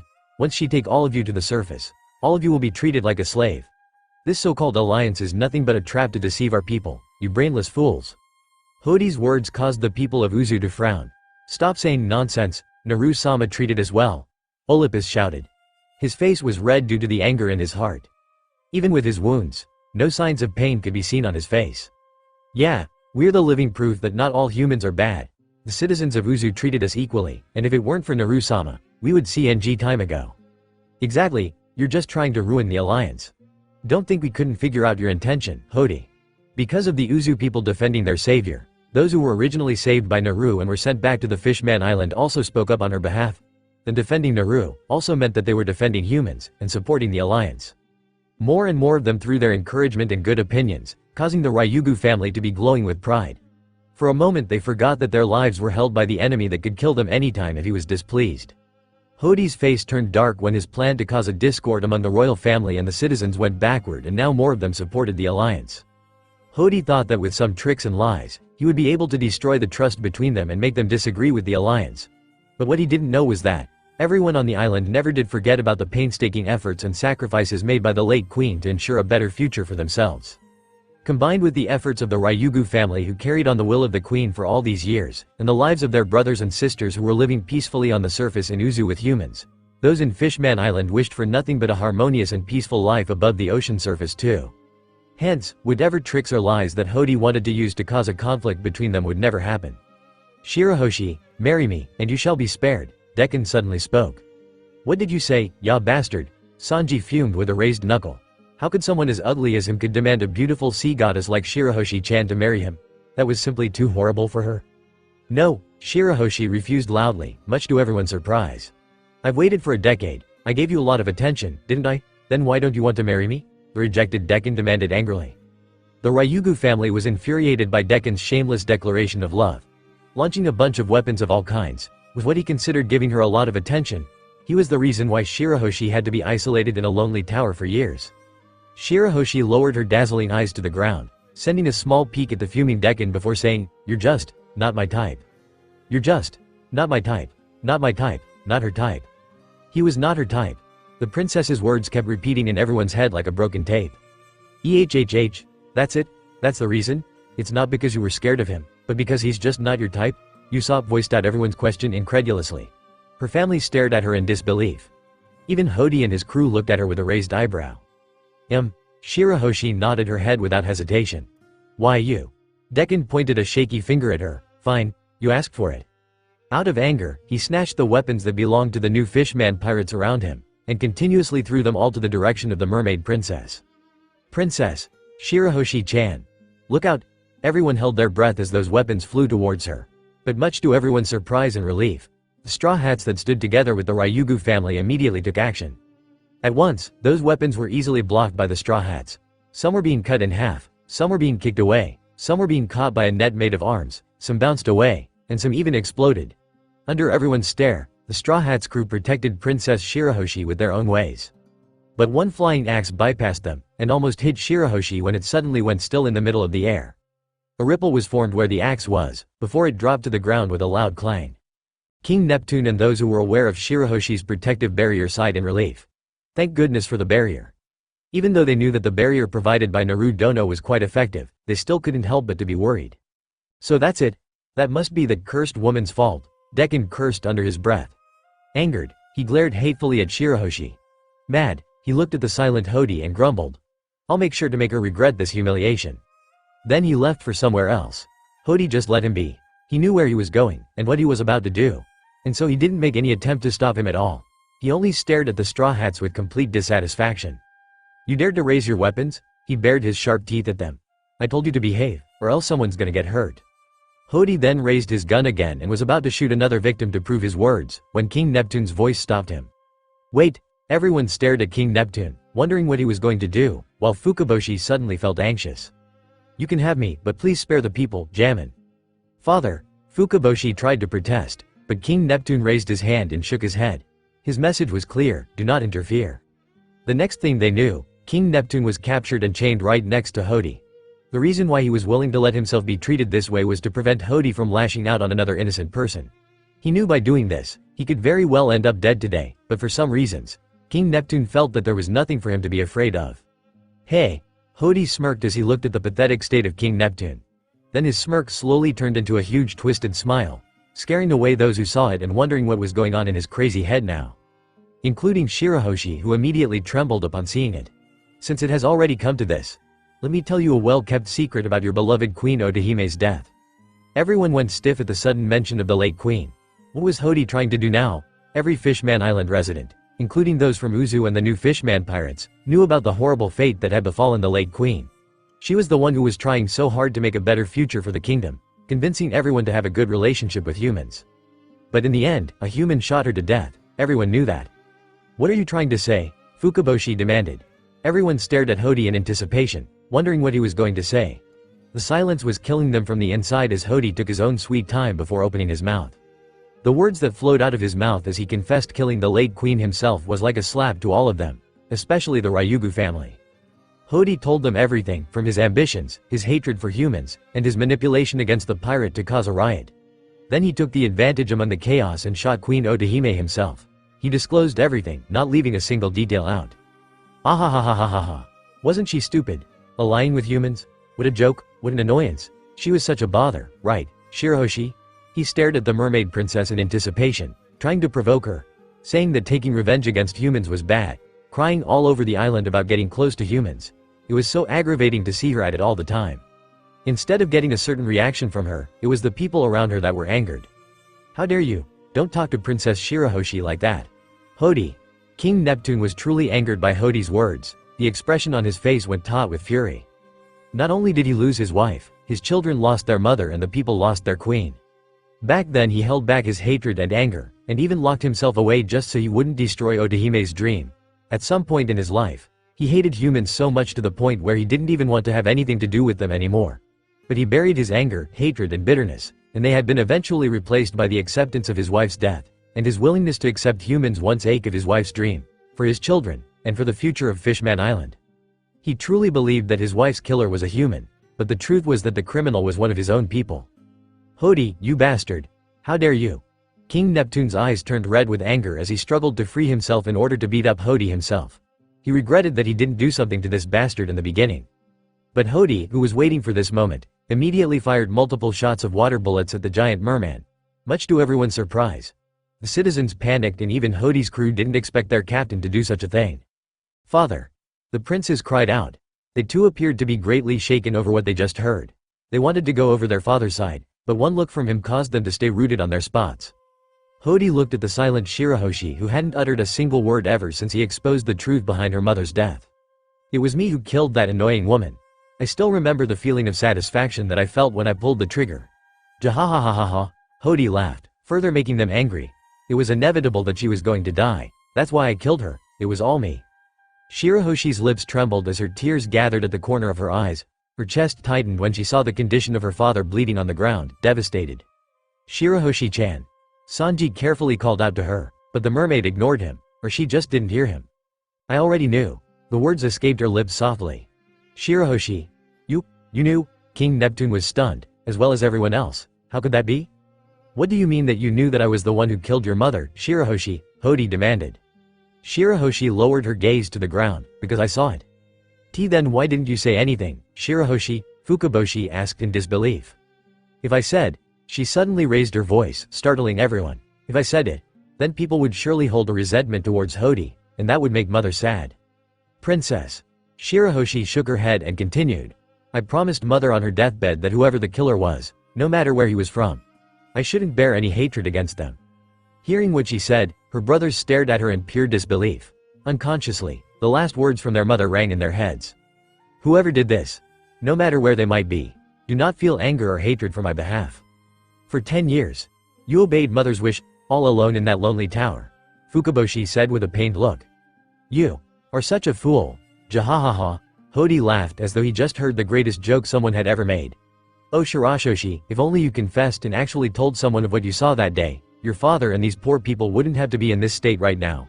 All of you here would still be laughing and enjoying your peaceful life just like any other day, if Princess here wasn't so stupid and naive to actually hide the truth. Shirahoshi bowed her head as she continued to cry. But thanks to your stupidity, everyone here will die, and the island shall perish. It is all thanks to you, Shirahoshi. You're the main reason for the destruction of your own kingdom. You have no one else to blame but yourself, Shirahoshi. Jahahaha. Hick. I'm sorry for being selfish, Shirahoshi hiccuped as she rubbed her eyes. That's not true, Fukaboshi argued back. You did nothing wrong, Shirahoshi. Mother will be so proud of what you did. All of us are. You are truly the most gentle child with the purest heart. What you did was never wrong." "He's right," King Neptune shouted with a shaky voice. "Oh, his poor daughter, there is nothing wrong with what you did, my child." "Jahahaha, what else would it be but wrong?" Hody laughed harder at his words as he raised his palm and without any warning, he struck the siblings with multiple water bullets like he did with King Neptune. Because the princes were in front of the crying Shirahoshi, they had their backs against the enemies. And when they realized the situation, it was already too late when all three of them were hit on their back. It was so sudden that not even the Straw Hats were able to react in time. "No." King Neptune struggled, but only to get hit by Hody again. "Father! Brothers!" As most of the people screamed out in horror, even Shirahoshi, who was crying at her brother's side, Usopp and Chopper trembled in fright as they commented how scary and cruel Hody was. Even people like Zoro, Robin and Frankie frowned as they stared at the wicked Hody in disdain. Nami had a dark look on her face as she clenched her fists. This situation only reminded her of her childhood. It was like she was Shirahoshi who was crying over her mother's dead body. What a scum. Satisfied, Hody said, "Now we shall just wait for. They are here." Dosu suddenly pointed to the sky, instantly cutting off his boss's words. Indeed, right there, a huge shark with a bubble tube around its body appeared to be floating towards them. There seemed to be a total of 4 individuals right on top of it. Shirahoshi broke into a huge smile, obviously happy and relieved upon seeing them. "It's Megalo, and he brought Naru-chan and the others too. Luffy is here. That's Boss Jinbei." Megalo stopped right above the plaza, and the 4 of them jumped off his back before landing in the middle, standing between Fukaboshi's group and Hody with the chained King Neptune in front of them. With the appearance of their 4 new guests, things started to change. The previously depressing and somber mood had been swept away. The Straw Hats smirked at Luffy, thinking to themselves that with their unpredictable captain here, a fight would surely break out anytime soon. Not only the pair of siblings who were wanted the most by Hody showed up, even Boss Jinbei did. Not that they didn't know that he stayed at the Sea Forest, but that guy rarely left the place if it weren't for King Neptune's order sometimes. And even though Hyde was also quite known among the people of Fishman Island, that guy was nothing in Hody's eyes. He could care less about the extra guy, but Jinbei's appearance was quite unexpected. "I didn't expect another traitor like you would be here too, Jinbei." He looked at Jinbei, only to be ignored as the Blue Fish Man was more worried about King Neptune and the 3 princes' current condition. "Your Majesty, are you okay?" He didn't expect that things would be like this so soon. While Jinbei was worrying over the siblings, Luffy waved at his crew. "Hiya guys." "Luffy, you're late." Nami merely said, sorry. Naru spared a quick glance at the Ryugu family and her 2 injured citizens, before analyzing the current situation. With her sharp observation, she immediately noticed the familiar elite forces that were hidden among the captured citizens. In her heart, she praised their quick actions. She took a step forward and stared directly into Hody's eyes. "So you're Hody, huh? Well, we are finally here as you wanted. So please refrain yourself from being unreasonable. Such an attitude is not good, ya know?" By that, she meant his bad temper. Some of them gasped at her boldness. "Is she trying to provoke him?" Usopp whispered nervously to Nami. "How dare you speak to Captain Hody like that, you wench?" One of them in Hody's crew cursed at her, only to whimper when he was met with a chilling cold gazes from the wench. Even though they were finally here, Hody wasn't pleased. He didn't like the way she stared at him and the way she spoke to him. It made him think that she was looking down on him. It also didn't help that Jinbei, too, didn't even glance at him from the moment he arrived. Such disrespect, dissatisfied, he delivered a strong water shot to their direction, only to get blocked by the same attack by Jinbei, who stood in front of the group protectively. "What do you think you're doing, teeth? You don't actually expect us to stay still while being attacked, right?" Naru rolled her eyes. "It seems that he is really an impatient man," Jinbei commented. Very impatient," Luffy agreed, posing next to his sister. "That is to be expected of someone like him." Hyde shrugged his shoulders. Watching the 4 of them dissing Hody like he was nothing, the new Fishman pirates were getting nervous. How could they not? Captain Hody was getting mad. "Do you even know your situation right now?" he asked. "Yes." Naru looked at Luffy. "What about you, Luffy?" Luffy pumped his fists. "Hell yeah, I'm going to kick his ass." "Oi, you can't just say it so boldly like that," some of them scolded him. "Such arrogance is very admirable. He is dead now." "That Luffy." Nami glared at his back. Hody's face went red with their words. How dared they embarrass him like that?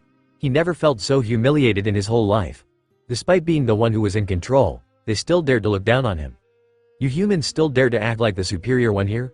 Once the bubble is destroyed and no more air here, I would like to see how arrogant you pathetic beings can be. There will be no more hope for you after this. You can act all high and mighty on the surface, but here, you're hopeless. Once I command those sea monsters to attack, then it's the end for all of you." At this, the beasts outside growled. Everyone was disheartened by Hode's claim, because they knew that he spoke nothing but the truth. "Naru-chan," Shirahoshi softly muttered under her breath, worried for her friend.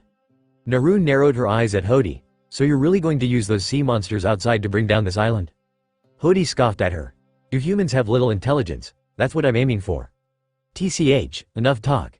It's time to end this." He raised his blade and was about to land a strike on the chained King Neptune, only for a sudden gust of wind to hit his body, causing him to loosen his grip on the blade and let it fall to the ground with a loud clang. Seeing that it was Naru with her palm opened at him, he was enraged. Do you really want to risk everyone's lives here with your stupidity?" Not the least bit affected by his outburst, Naru calmly declared, "I will handle those sea beasts outside." "What? Are you stupid? How can a puny human like you stop more than 100 sea beasts on your own? You can't even breathe underwater?" Ignoring him, Naru looked at Luffy and the rest and simply said, "I trust all of you to handle the situation here." While everybody else was trying to make sense with her words, Luffy merely gave her a thumb up. "Don't worry, Nei-chan. You can count on us." Satisfied with what she heard, she then exchanged a knowing look with Hyde and Jinbei, before suddenly disappearing into a poof of smoke, leaving behind a dumbfounded crowd. Back to the sea forest was the real Naru. The one that went with Luffy, Jinbei and Hyde earlier was a clone all along. Naru was standing on the edge of the reef with the sea serpent's face right in front of her. Only the wall of the bubble separated them. The reason why she had her clone to replace her was because she believed that this huge sea serpent was the real threat and even more dangerous than Hode himself. Even though she figured out that this seeking listened to Hode's whistling, it didn't exactly look forced to follow him. If Hode could make it come out of the darkness by a simple whistle, then once he whistled again, she was afraid that the sea serpent would immediately attack the island without hesitation. Someone like Hode, Naru knew the best. Hence, why she made a clone to make Hode lower his guard.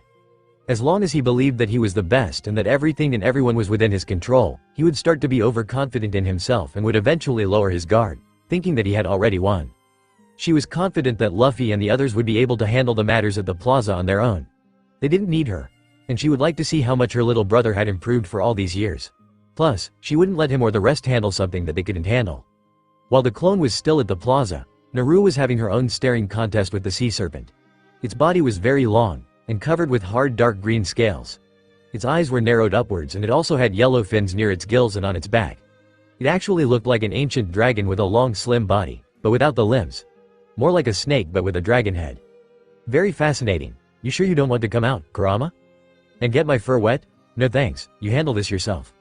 You sure it wasn't because you're afraid of losing to this big guy here? She teased him, only to receive a growl in response. Suddenly, she received a flash of memories from her clone. Not wasting any more time, Naru took out a weird-looking plant from her storage seal and put it inside her mouth. She grimaced and complained about the strong and bitter taste of the plant as she took off her orange outer dress, revealing a black short and a black tank top underneath. She took off her boots and braced herself. Well then, here goes nothing. The next thing that happened was beyond anyone's expectation. She jumped off the reef and went through the bubble, successfully out of the island and now facing the sea serpent with a determined look. She grinned at the sea serpent, and golden chakra covered her whole body from head to toe as she released her own killing intent. Come. And the sea serpent opened its mouth. Naru's sudden disappearance caused a ruckus at the plaza. What just happened? Where did she go? As everyone erupted into a frenzy, wondering how and where the Azukage had disappeared to. Zoro's eye twinkled with a knowing gleam as he smirked to himself. He had already figured out the situation on his own. The heck you're smirking for, you damn mosshead? Naru-san is gone? Hey, you wouldn't understand. Zoro responded with a smug look that in Sanji's opinion, was very annoying to look at. Just as when the annoyed Sanji was about to deliver a kick to wipe out that stupid look on the swordsman's face, they heard Usopp who suddenly gasped. Hey, look at those beasts. They're retreating. Usopp exclaimed loudly, dragging everyone's attention to the situation outside of the island. True to the sniper's words, those sea beasts that had been guarding around the island as they waited for Hode's order to raid the island just now, suddenly retreated in a hurry, much to everyone's confusion. That's impossible. How could this happen? Hode hissed. Even his subordinates weren't able to give an answer as they too had no clue of what was going on. Look, Naru-sama is over there, someone cried out. There, outside the island, was the person that just vanished into a smoke before their eyes just a moment ago, was now facing the humongous sea serpent on her own. She was covered in a bright golden light from head to toe. And despite the lack of a bubble suit or helmet to provide any air for her, she didn't look like she was struggling, nor was she showing any sign of having any difficulty in breathing at all. Actually, she looked like she was so ready to fight the sea serpent head on. And just right then, they watched anxiously as the sea serpent opened its mouth wide and suddenly charged forward, obviously trying to eat her in one go. But what she did next surprised everyone when she raised her arm and the golden light immediately expanded into a giant arm that grabbed the sea serpent's head before pushing it away from the island. Because of that, the Fishman Island was now out of danger of being destroyed by hundreds of sea beasts and that frightening sea king. Nice Nei-chan. Luffy cheered. What the heck? What's going on? How could she look perfectly fine there? How did she even end up there when she was just here a moment ago? Nami asked, surprised with what just happened. Hyde with his handsome face, glanced at her with a smirk as he explained, there's actually a special type of plant that could give a person the ability to breathe underwater. But the plant is extremely rare and hard to find.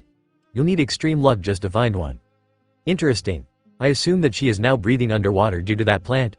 Robin asked, amazement shown in her eyes. But only for a short amount of time. Hyde added with a small frown. Which means that she needs to beat that monster before her time runs out. Outrageous.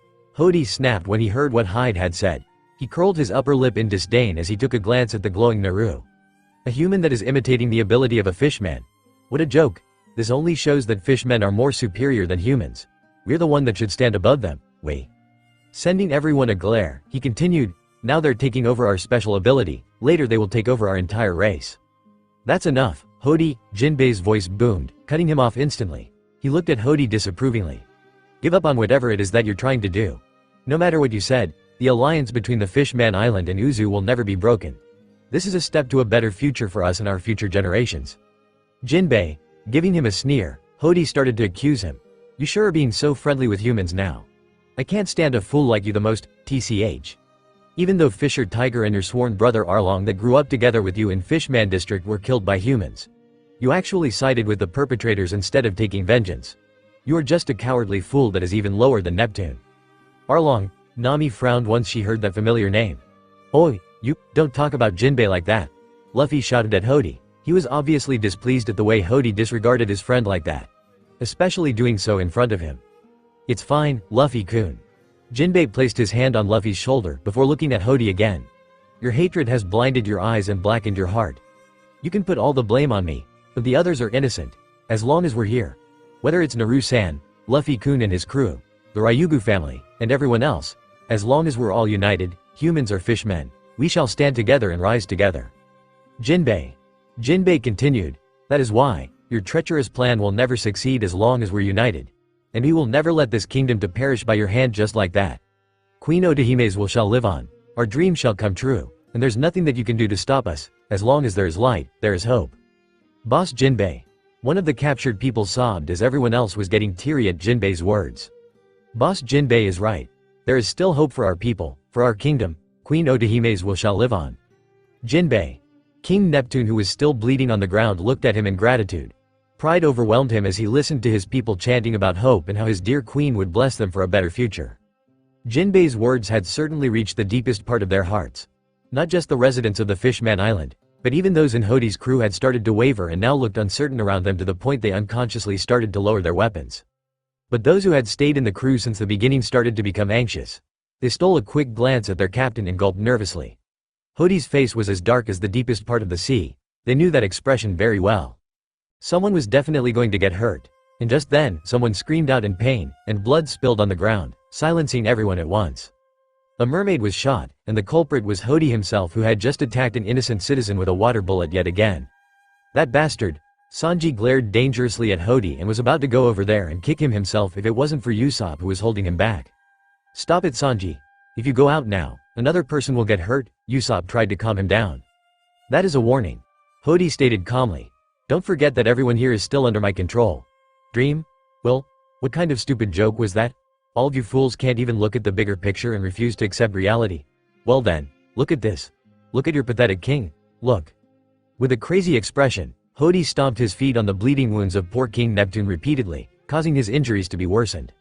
Stop it, Shirahoshi begged with tears running down her face as her brothers had to hold her back from going over there and get herself killed. You're hurting him. That's the whole point, princess. Hody said sarcastically at her before he looked around with a mocking gaze. Don't forget that I still have hundreds of thousands of people under my command. That stupid woman may be able to fend off the rest of my sea beasts, but would she be able to live long enough against the sea serpent to save all of you? We shall see. Then Hody lifted the blade on the ground with his feet before he grabbed it with his hand. and swung it downwards with a murderous glint in his eyes. "Let's start with you, Neptune." "Father, no." But before the blade could even reach King Neptune, Hode's figure suddenly vanished from their views, and a loud crashing sound was heard as the captain of the new Fishman pirates crashed violently into the wall behind him, destroying it instantly. Silence befallen them.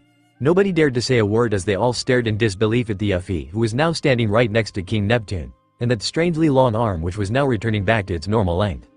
He just punched Captain Hode. Someone broke the silence. This would be Hode's second failed attempt in trying to execute King Neptune on the spot. "Luffy-kun?" Jinbei gawked at Luffy. "He talked too much," said Luffy as he shrugged his shoulders, while his crew either smirked or shook their heads at his words, not even the least bit surprised with what he had done. It was just a matter of time actually. They were more surprised that Luffy managed to hold on to until now. Shirahoshi's glistening eyes gazed at Luffy's back. Somehow, he gave off the same comforting presence that she often felt from Naru. The same presence that she also used to feel from her late mother. The feeling of being protected. Just like how she trusted Naru with her life, Shirahoshi felt like she could also put her trust in Luffy. He made her want to believe that everything would be fine. While the others were still gaping, the monster trio looked intensely at the spot where Hode was currently at. Despite not being able to see him, they could feel a sudden surge of power. What was going on? He really did that? Zio gasped. What about Captain Hode? As if on cue, a deep and sinister laughter was heard as Hode's figure slowly emerged from under the rumbles. Everyone gaped at what they saw. How could they not? Hode suddenly changed into a new person. His appearance seemed to have changed a lot. His shirt was torn, showing them his bulging muscles that seemed to grow in just a short amount of time. His skin and hair turned white, and his eyes turned red. All in all, he looked completely different from what they had seen a few moments ago. Even his previously round stomach had changed into those abs. "See, Captain, it looks like he already consumed those pills," Huzo said. He and the rest were taken aback by his transformations though. The last time they knew, the energy steroids didn't give such an ability to the user. Was it because Hode took too much? "Very good, Straw Hat Luffy," Hode said with a complete madness on his face. "You fools really didn't value your lives." With veins bulging across his neck, he commanded, "Attack, kill them all." As soon as those words escaped from his mouth, Hyde immediately took action by clouding the whole plaza with his mist, giving the sign to the hidden elite forces to come out of their hiding spots and proceeded to protect the civilians from harm. "Protect the civilians," Jinbei commanded as he led the elite forces and the Neptune army who just arrived, into the battle. "Kill." Even though there were some who hesitated, they eventually followed the order and attacked. Between Jinbei's warm-hearted speech and Hode's cruelty, they were more afraid of Hode. Amidst the chaos, Luffy stepped up, ready to face his opponent, but... "Luffy-kun." Shirahoshi's voice stopped him on his track. Please. Protect the island, please defeat Hode." Luffy didn't respond to her words for a while. Slowly, he put his hand on top of his head and revealed a wide grin. "You don't have to tell me that, because that's what I'm gonna do." With that, Luffy went ahead to face Hode. "That Luffy really," Nami muttered under her breath. But she already had her claim attacked out and ready in her hand while Zoro cut off the chains around King Neptune as Shirahoshi and her brothers immediately went to their father's side. Hyde looked at King Neptune. "I'm sorry, Your Majesty, but it's better if all of you evacuate with the rest of the people first and leave the matters here for us to handle. The people's safety is our top priority." "I understand, Jammin." King Neptune nodded. "About Naruto? No need to worry about her, she can handle her own battle," Hyde assured him. As most of the Straw Hats were eager to join the battle, Hyde warned them next. "Make sure to deal with them as fast as you can, and for your sake, do not stay exposed in the mist for a longer period of time." Without trying to elaborate more on what he said, Hyde disappeared into the mist, leaving no trace of him. "Well, you guys heard that guy. We can't just let Luffy take all the fun," Zoro said. Wado Ichimonji was already placed between his teeth with both of his hands holding onto Shisui and Sandai Kitetsu. "TCH, we don't need you to tell us that." Sanji lit a cigarette. "Alright you guys, go, and what are you standing behind Frankie for, Oinami?" Leaving the other matters to the others, Luffy went to confront Hode who was busy glaring daggers at him. If look could kill, Luffy would have been dead 100 times by now. As soon as Hode commanded his crew to attack, the battle had already started. The area turned misty, making it a little bit harder to see things. The sounds of people roaring and screaming were accompanied by the sounds of weapons clashing and explosions. Only these two hadn't started a move yet and just stood across each other, challenging one another with their own aura and presence. While Luffy was calm, Hode was vexed. He didn't like the fact that Luffy was still able to keep a calm facade even in his presence. This human was the one who managed to take down Arlong a couple of years ago, which he found quite laughable. Despite being someone that he used to admire when he was a kid, Hody thought that Arlong was nothing much, and also a disgrace to the whole fishman race just because he was defeated by a single human. Wanting to surpass Arlong, and thinking that he was better than him, Hody took it upon himself to be the one who would finish off the thing that Arlong had failed to do. To kill Straw Hat Luffy. I actually heard a lot about you. Hody started. A measly little pirate that was able to cause the downfall of the entire Arlong pirates. You sure are capable, huh? But unfortunately for you, I'm on a completely different level than Arlong. Just you and your tiny crew alone is not enough to go against my new fishman pirates. Seeing that Luffy gave zero reaction to what he said, caused him to be on another level of being annoyed. Even so, Hody continued, trying to provoke him. Once I kill you, I will kill the rest of your crew. Soon after that, the Ryugu family shall be executed right in front of everyone as I take over the throne and change the kingdom. As Hody was spitting more of what he would do, Luffy started to get impatient. Just as when he was about to just go ahead and beat Hody, his ears perked up when he heard what Hody said next. I will be the Pirate King and rule the entire world. Jahahaha. Pirate King. And by the time comes, everyone shall kneel and bow down to me. What do you say? Should I spare you until the day comes?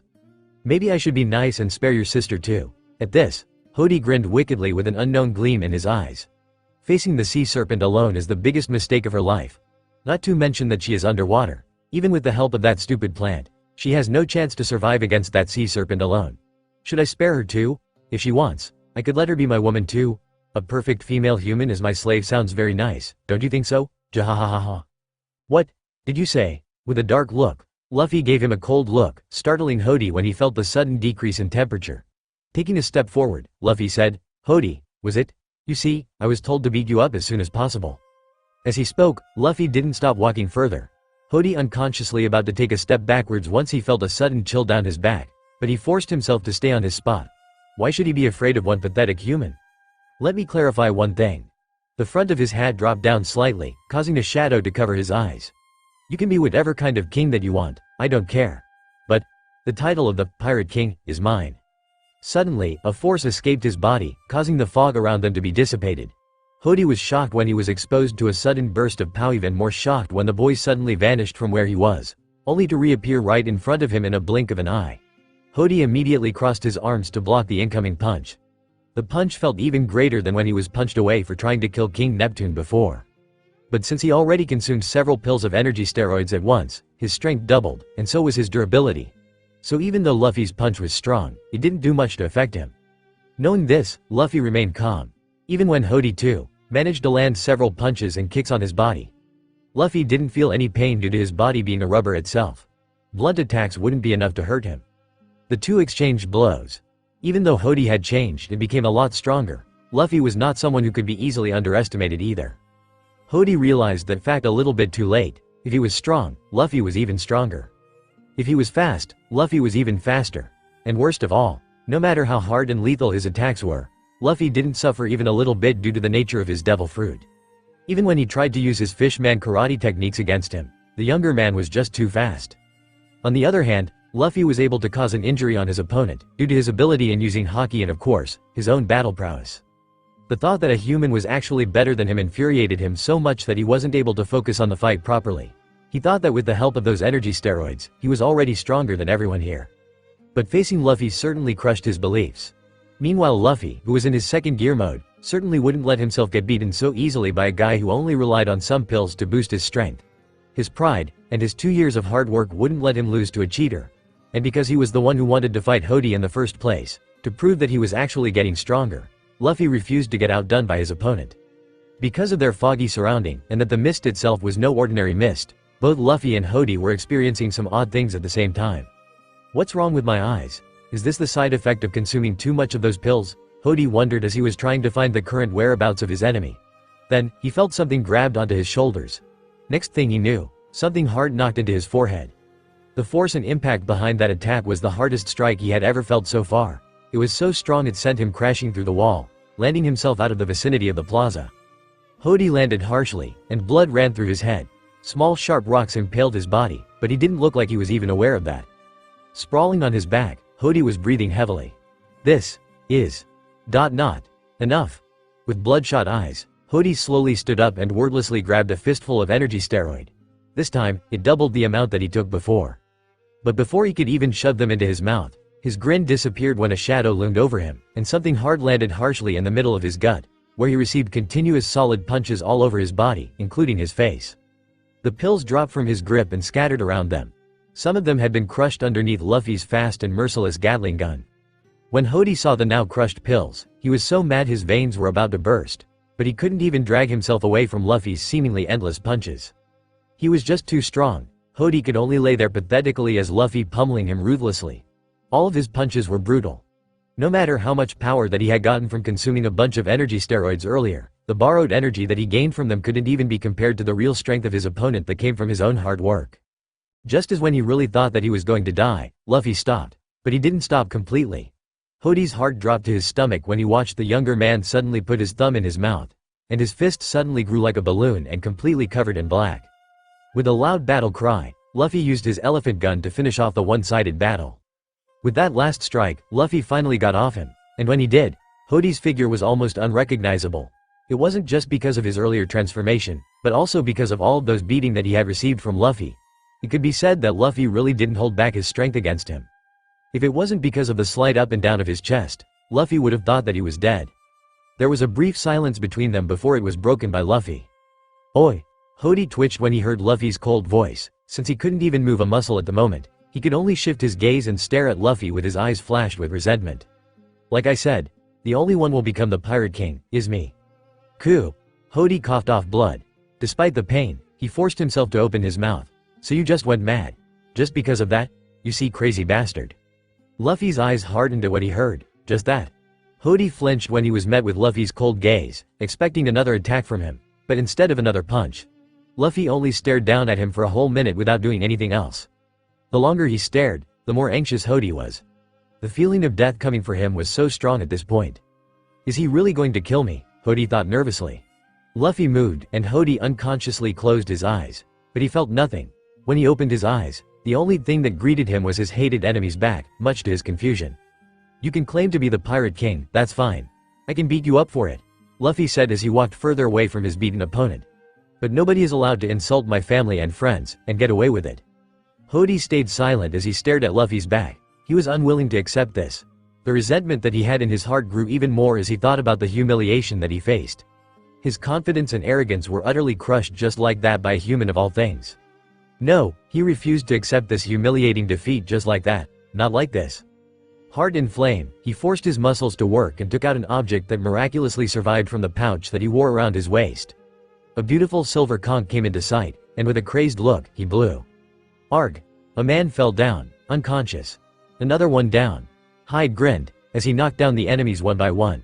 He could hear the panicked screams of his enemies as the effect of his mist was starting to kick in.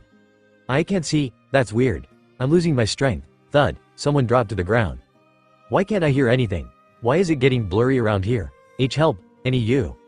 Handling a group of more than 1,000 people alone was an easy task for Hyde with his devil fruit abilities. Hyde wasn't the type to fight head-on with his enemies like Naru with her godlike powers, or Yuzu with her excellent swordsmanship, or even Barlow with his monstrous strength. No, Hyde was the type to fight with the element of surprise. As in, beating his enemies when they least expected it.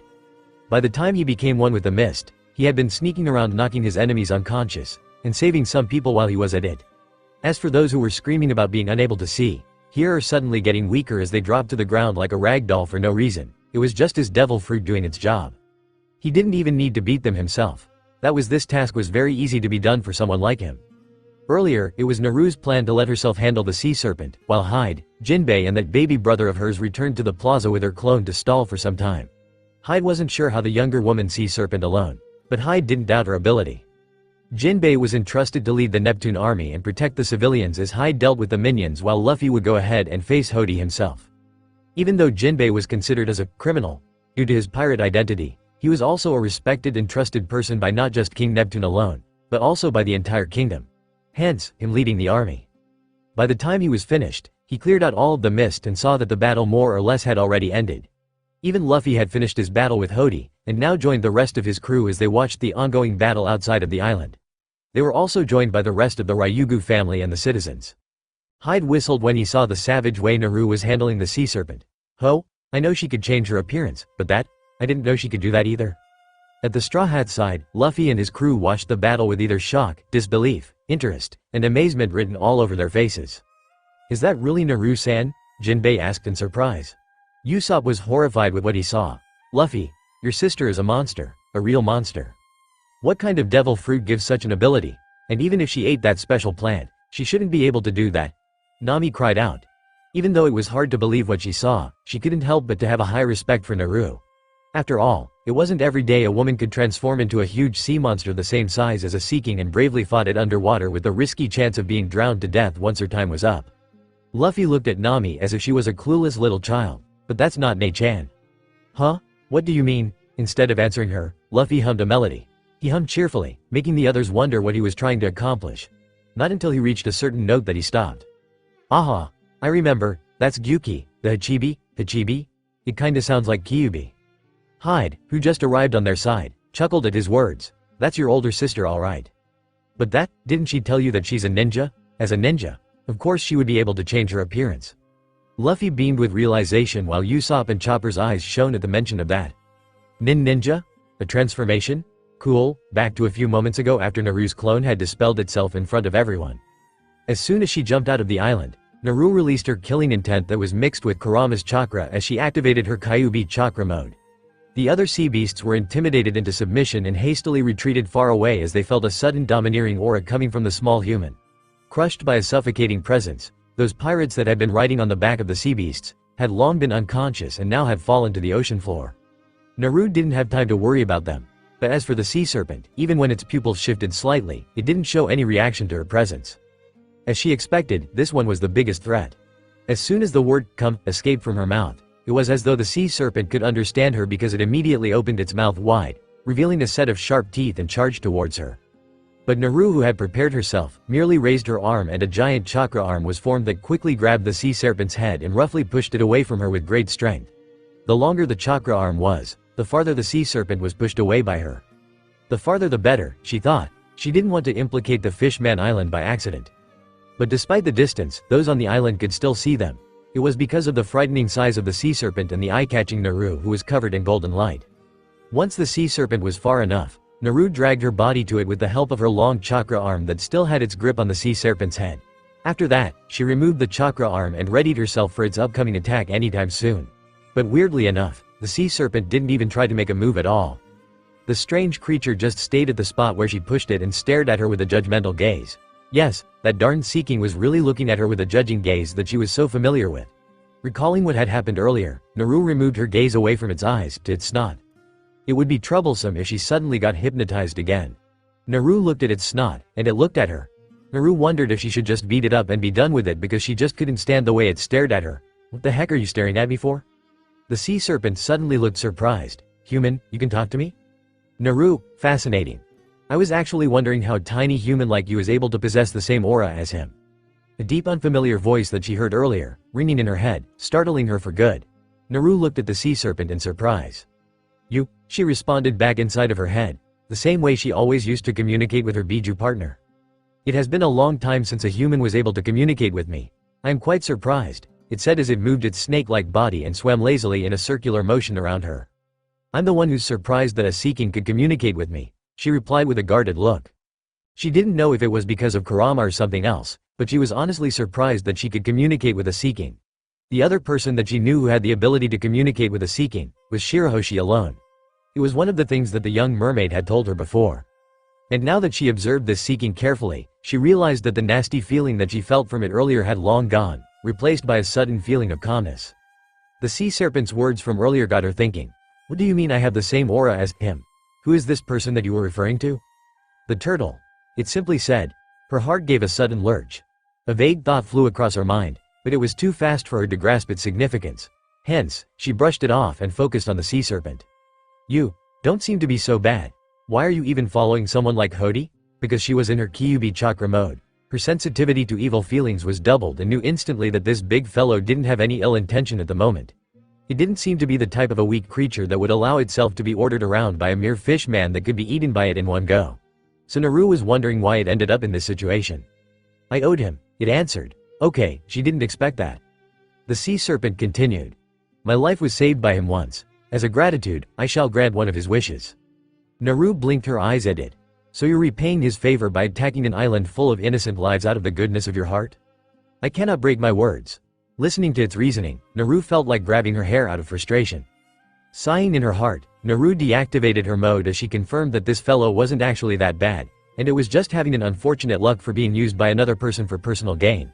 Also, there wasn't any reason for her to use such a high-level ability against an originally good-natured creature that was only doing what it was told to do as a form of gratitude, no matter how ridiculous it sounded to her ears. Naru got the feeling that this fellow was actually quite gullible. Maybe if she tried to convince it to leave Hode's side, they wouldn't have to fight after all. And this matter would then be settled peacefully without the use of violence. How nice would that be? But unfortunately, it wouldn't end up like how she thought. Naru was taken aback when the sea serpent suddenly flinched. The fins on its bakite as its glowing green eyes turned bright red. The sea serpent growled dangerously at her. The growl reminded her of the kind of growl that came from a predator that was about to attack. "Oi, what's wrong?" She tried to reach out to it, but all she got in response was a sudden attempt to eat her. Luckily, she was able to react just in time and moved her body out of the way. The calmness that she felt from it was gone instantly as it was replaced by the nasty feeling that she felt earlier. She was too perplexed by the sudden change of nature and the aggressiveness shown by the sea serpent that she found it difficult to keep up with its movements. There must be something that caused it to be like this, she thought as she barely managed to evade its sharp claws. It must be Hode who did this. Swoosh! Naru was hit by the sea serpent's tail that was covered with hard scales. The force of its tail was so strong it made her gasp in surprise, only for her to end up swallowing a mouthful of salty seawater, making her frown at the taste. Damn it, it's hard to move around like this. To say that she had no problem moving around in the water would be a lie. First, this was her first time fighting underwater, especially in the deep sea. Second, to compare her size with the sea serpent alone, she was as small as a bean next to it. Third, the sea serpent was a local resident in the sea and it had a big and long body that was suitable to smoothly move around in the water, unlike her. Not to mention, her hesitation to hurt this fellow as she originally intended to before she knew that this good-natured seeking was only being used and controlled by Hode. And she didn't even know any water-based ninjutsu that could be useful in her situation. Even if she used her chakra mode like earlier, it probably wouldn't do much since she still couldn't move as swiftly as she wanted to. Not having much of an option, Naru instinctively chose to transform herself into a more suitable body so that she could move better in the water. Her choice? An octopus came into her mind. In an instant, a huge creature replaced her figure. The creature was as big as the sea serpent with a head of an ox, and a muscular body with 2 muscular arms. The lower part of its body consisted of 8 tentacles. With a glance, it looked like an octopus, but at the same time it didn't. This creature was exactly the Hachibi, Yuki, Kurama, who was observing everything silently in the seal, had conflicted feelings when his jinchuriki turned into the Hachibi. Whatever he thought at the moment, only he knew. As soon as Naru changed her appearance, she delivered a strong punch right to the jaw of the sea serpent who came rushing towards her as soon as it realized what was going on. Despite the strong punch, the sea serpent proved itself to be quite durable as it quickly recovered in no time and went to attack Naru once again. This time, instead of trying to swallow her, it used its strong tail to attack her body. Every swing of its tail proved to be strong enough to destroy a half part of the island. Added to the fact that its body was naturally strong, Naru didn't have it easy either. Her henge wasn't the typical low-ranked genjutsu level that was taught and used by most of the shinobi from her memories. Her transformation was actually solid. But it also required a huge amount of chakra for her to stay in that transformation. So whenever she was struck by the sea serpent, Naru had to pour more chakra to make her henge more steady as she fought back with a punch or two. Another whip of its tail, and instead of letting herself get hit, she grabbed its tail with both of her hands and held it in a tight grip. The sea serpent reacted by struggling to free itself, and when it failed to escape from Naru's tight hold, it made a spin and tried to bite the back of her neck. Only for Naru to suddenly pull its tail, spun it around multiple times, before throwing it away. Due to the spin, the sea serpent appeared to be a little bit dizzy as it shook its head. But then, it suddenly went still yet again. Naru, who was ready for another round, looked in confusion as the sea serpent who didn't move. What was it now? What was it doing? She became more confused and surprised when it suddenly raised its head, but instead of looking at her, it was looking straight at the island behind her. Suddenly, Naru had a bad premonition. Before she could think of the reason for her uneasiness, the sea serpent proceeded to swim upwards, right above the island. Its figure was getting smaller and smaller as the distance grew. As expected of a creature that lived under the sea, in just a short moment, it already managed to reach quite a distance between it and the Fishman Island. Looking at the sea serpent and the island several times, Naru widened her eyes in disbelief. Don't tell me, cursing and scolding Hode in her heart, as she was sure that the guy must be the reason for the sea serpent's unexpected action. Naru swam as fast as she could and reached the top of the island in no time. She floated right above the island in a protective stance. With her sharp eyes, she watched as the sea serpent finally stopped swimming once it reached a certain distance, and without even waiting for a moment, it dived down right into her direction, or to be exact, the island underneath her. Naru gritted her teeth. She was right. It really was trying to destroy the whole island with its body. Having no choice, Naru sent a silent apology to the Sea King for what she was about to do. Opening her mouth, just like what she had done before, she created a bijudama that was only half of its real strength before launching it without any hesitation to the direction of the incoming sea serpent. She was trying to stop it, not kill it. Even with half of its original strength, the bijudama was launched as strongly as it could before it hit the right side of the sea serpent's body. The sea serpent released a terrifying cry from the pain. But even so, it didn't stop itself from moving downwards. It was clear to see that the sea serpent didn't have the slightest intention to stop its suicidal approach at all. Damn it! Naru hardened her eyes, before she surged her body upwards. If it couldn't be stopped, then she had to use force. With a high speed, the two monsters were getting closer and closer to each other. Just then, boom! Their heads clashed, causing massive ripples that eventually evolved into angry waves from them. Not minding the pain, Naru took advantage of their collision and immediately wrapped her arms and tentacles around the sea serpent's body, immobilizing it on the spot.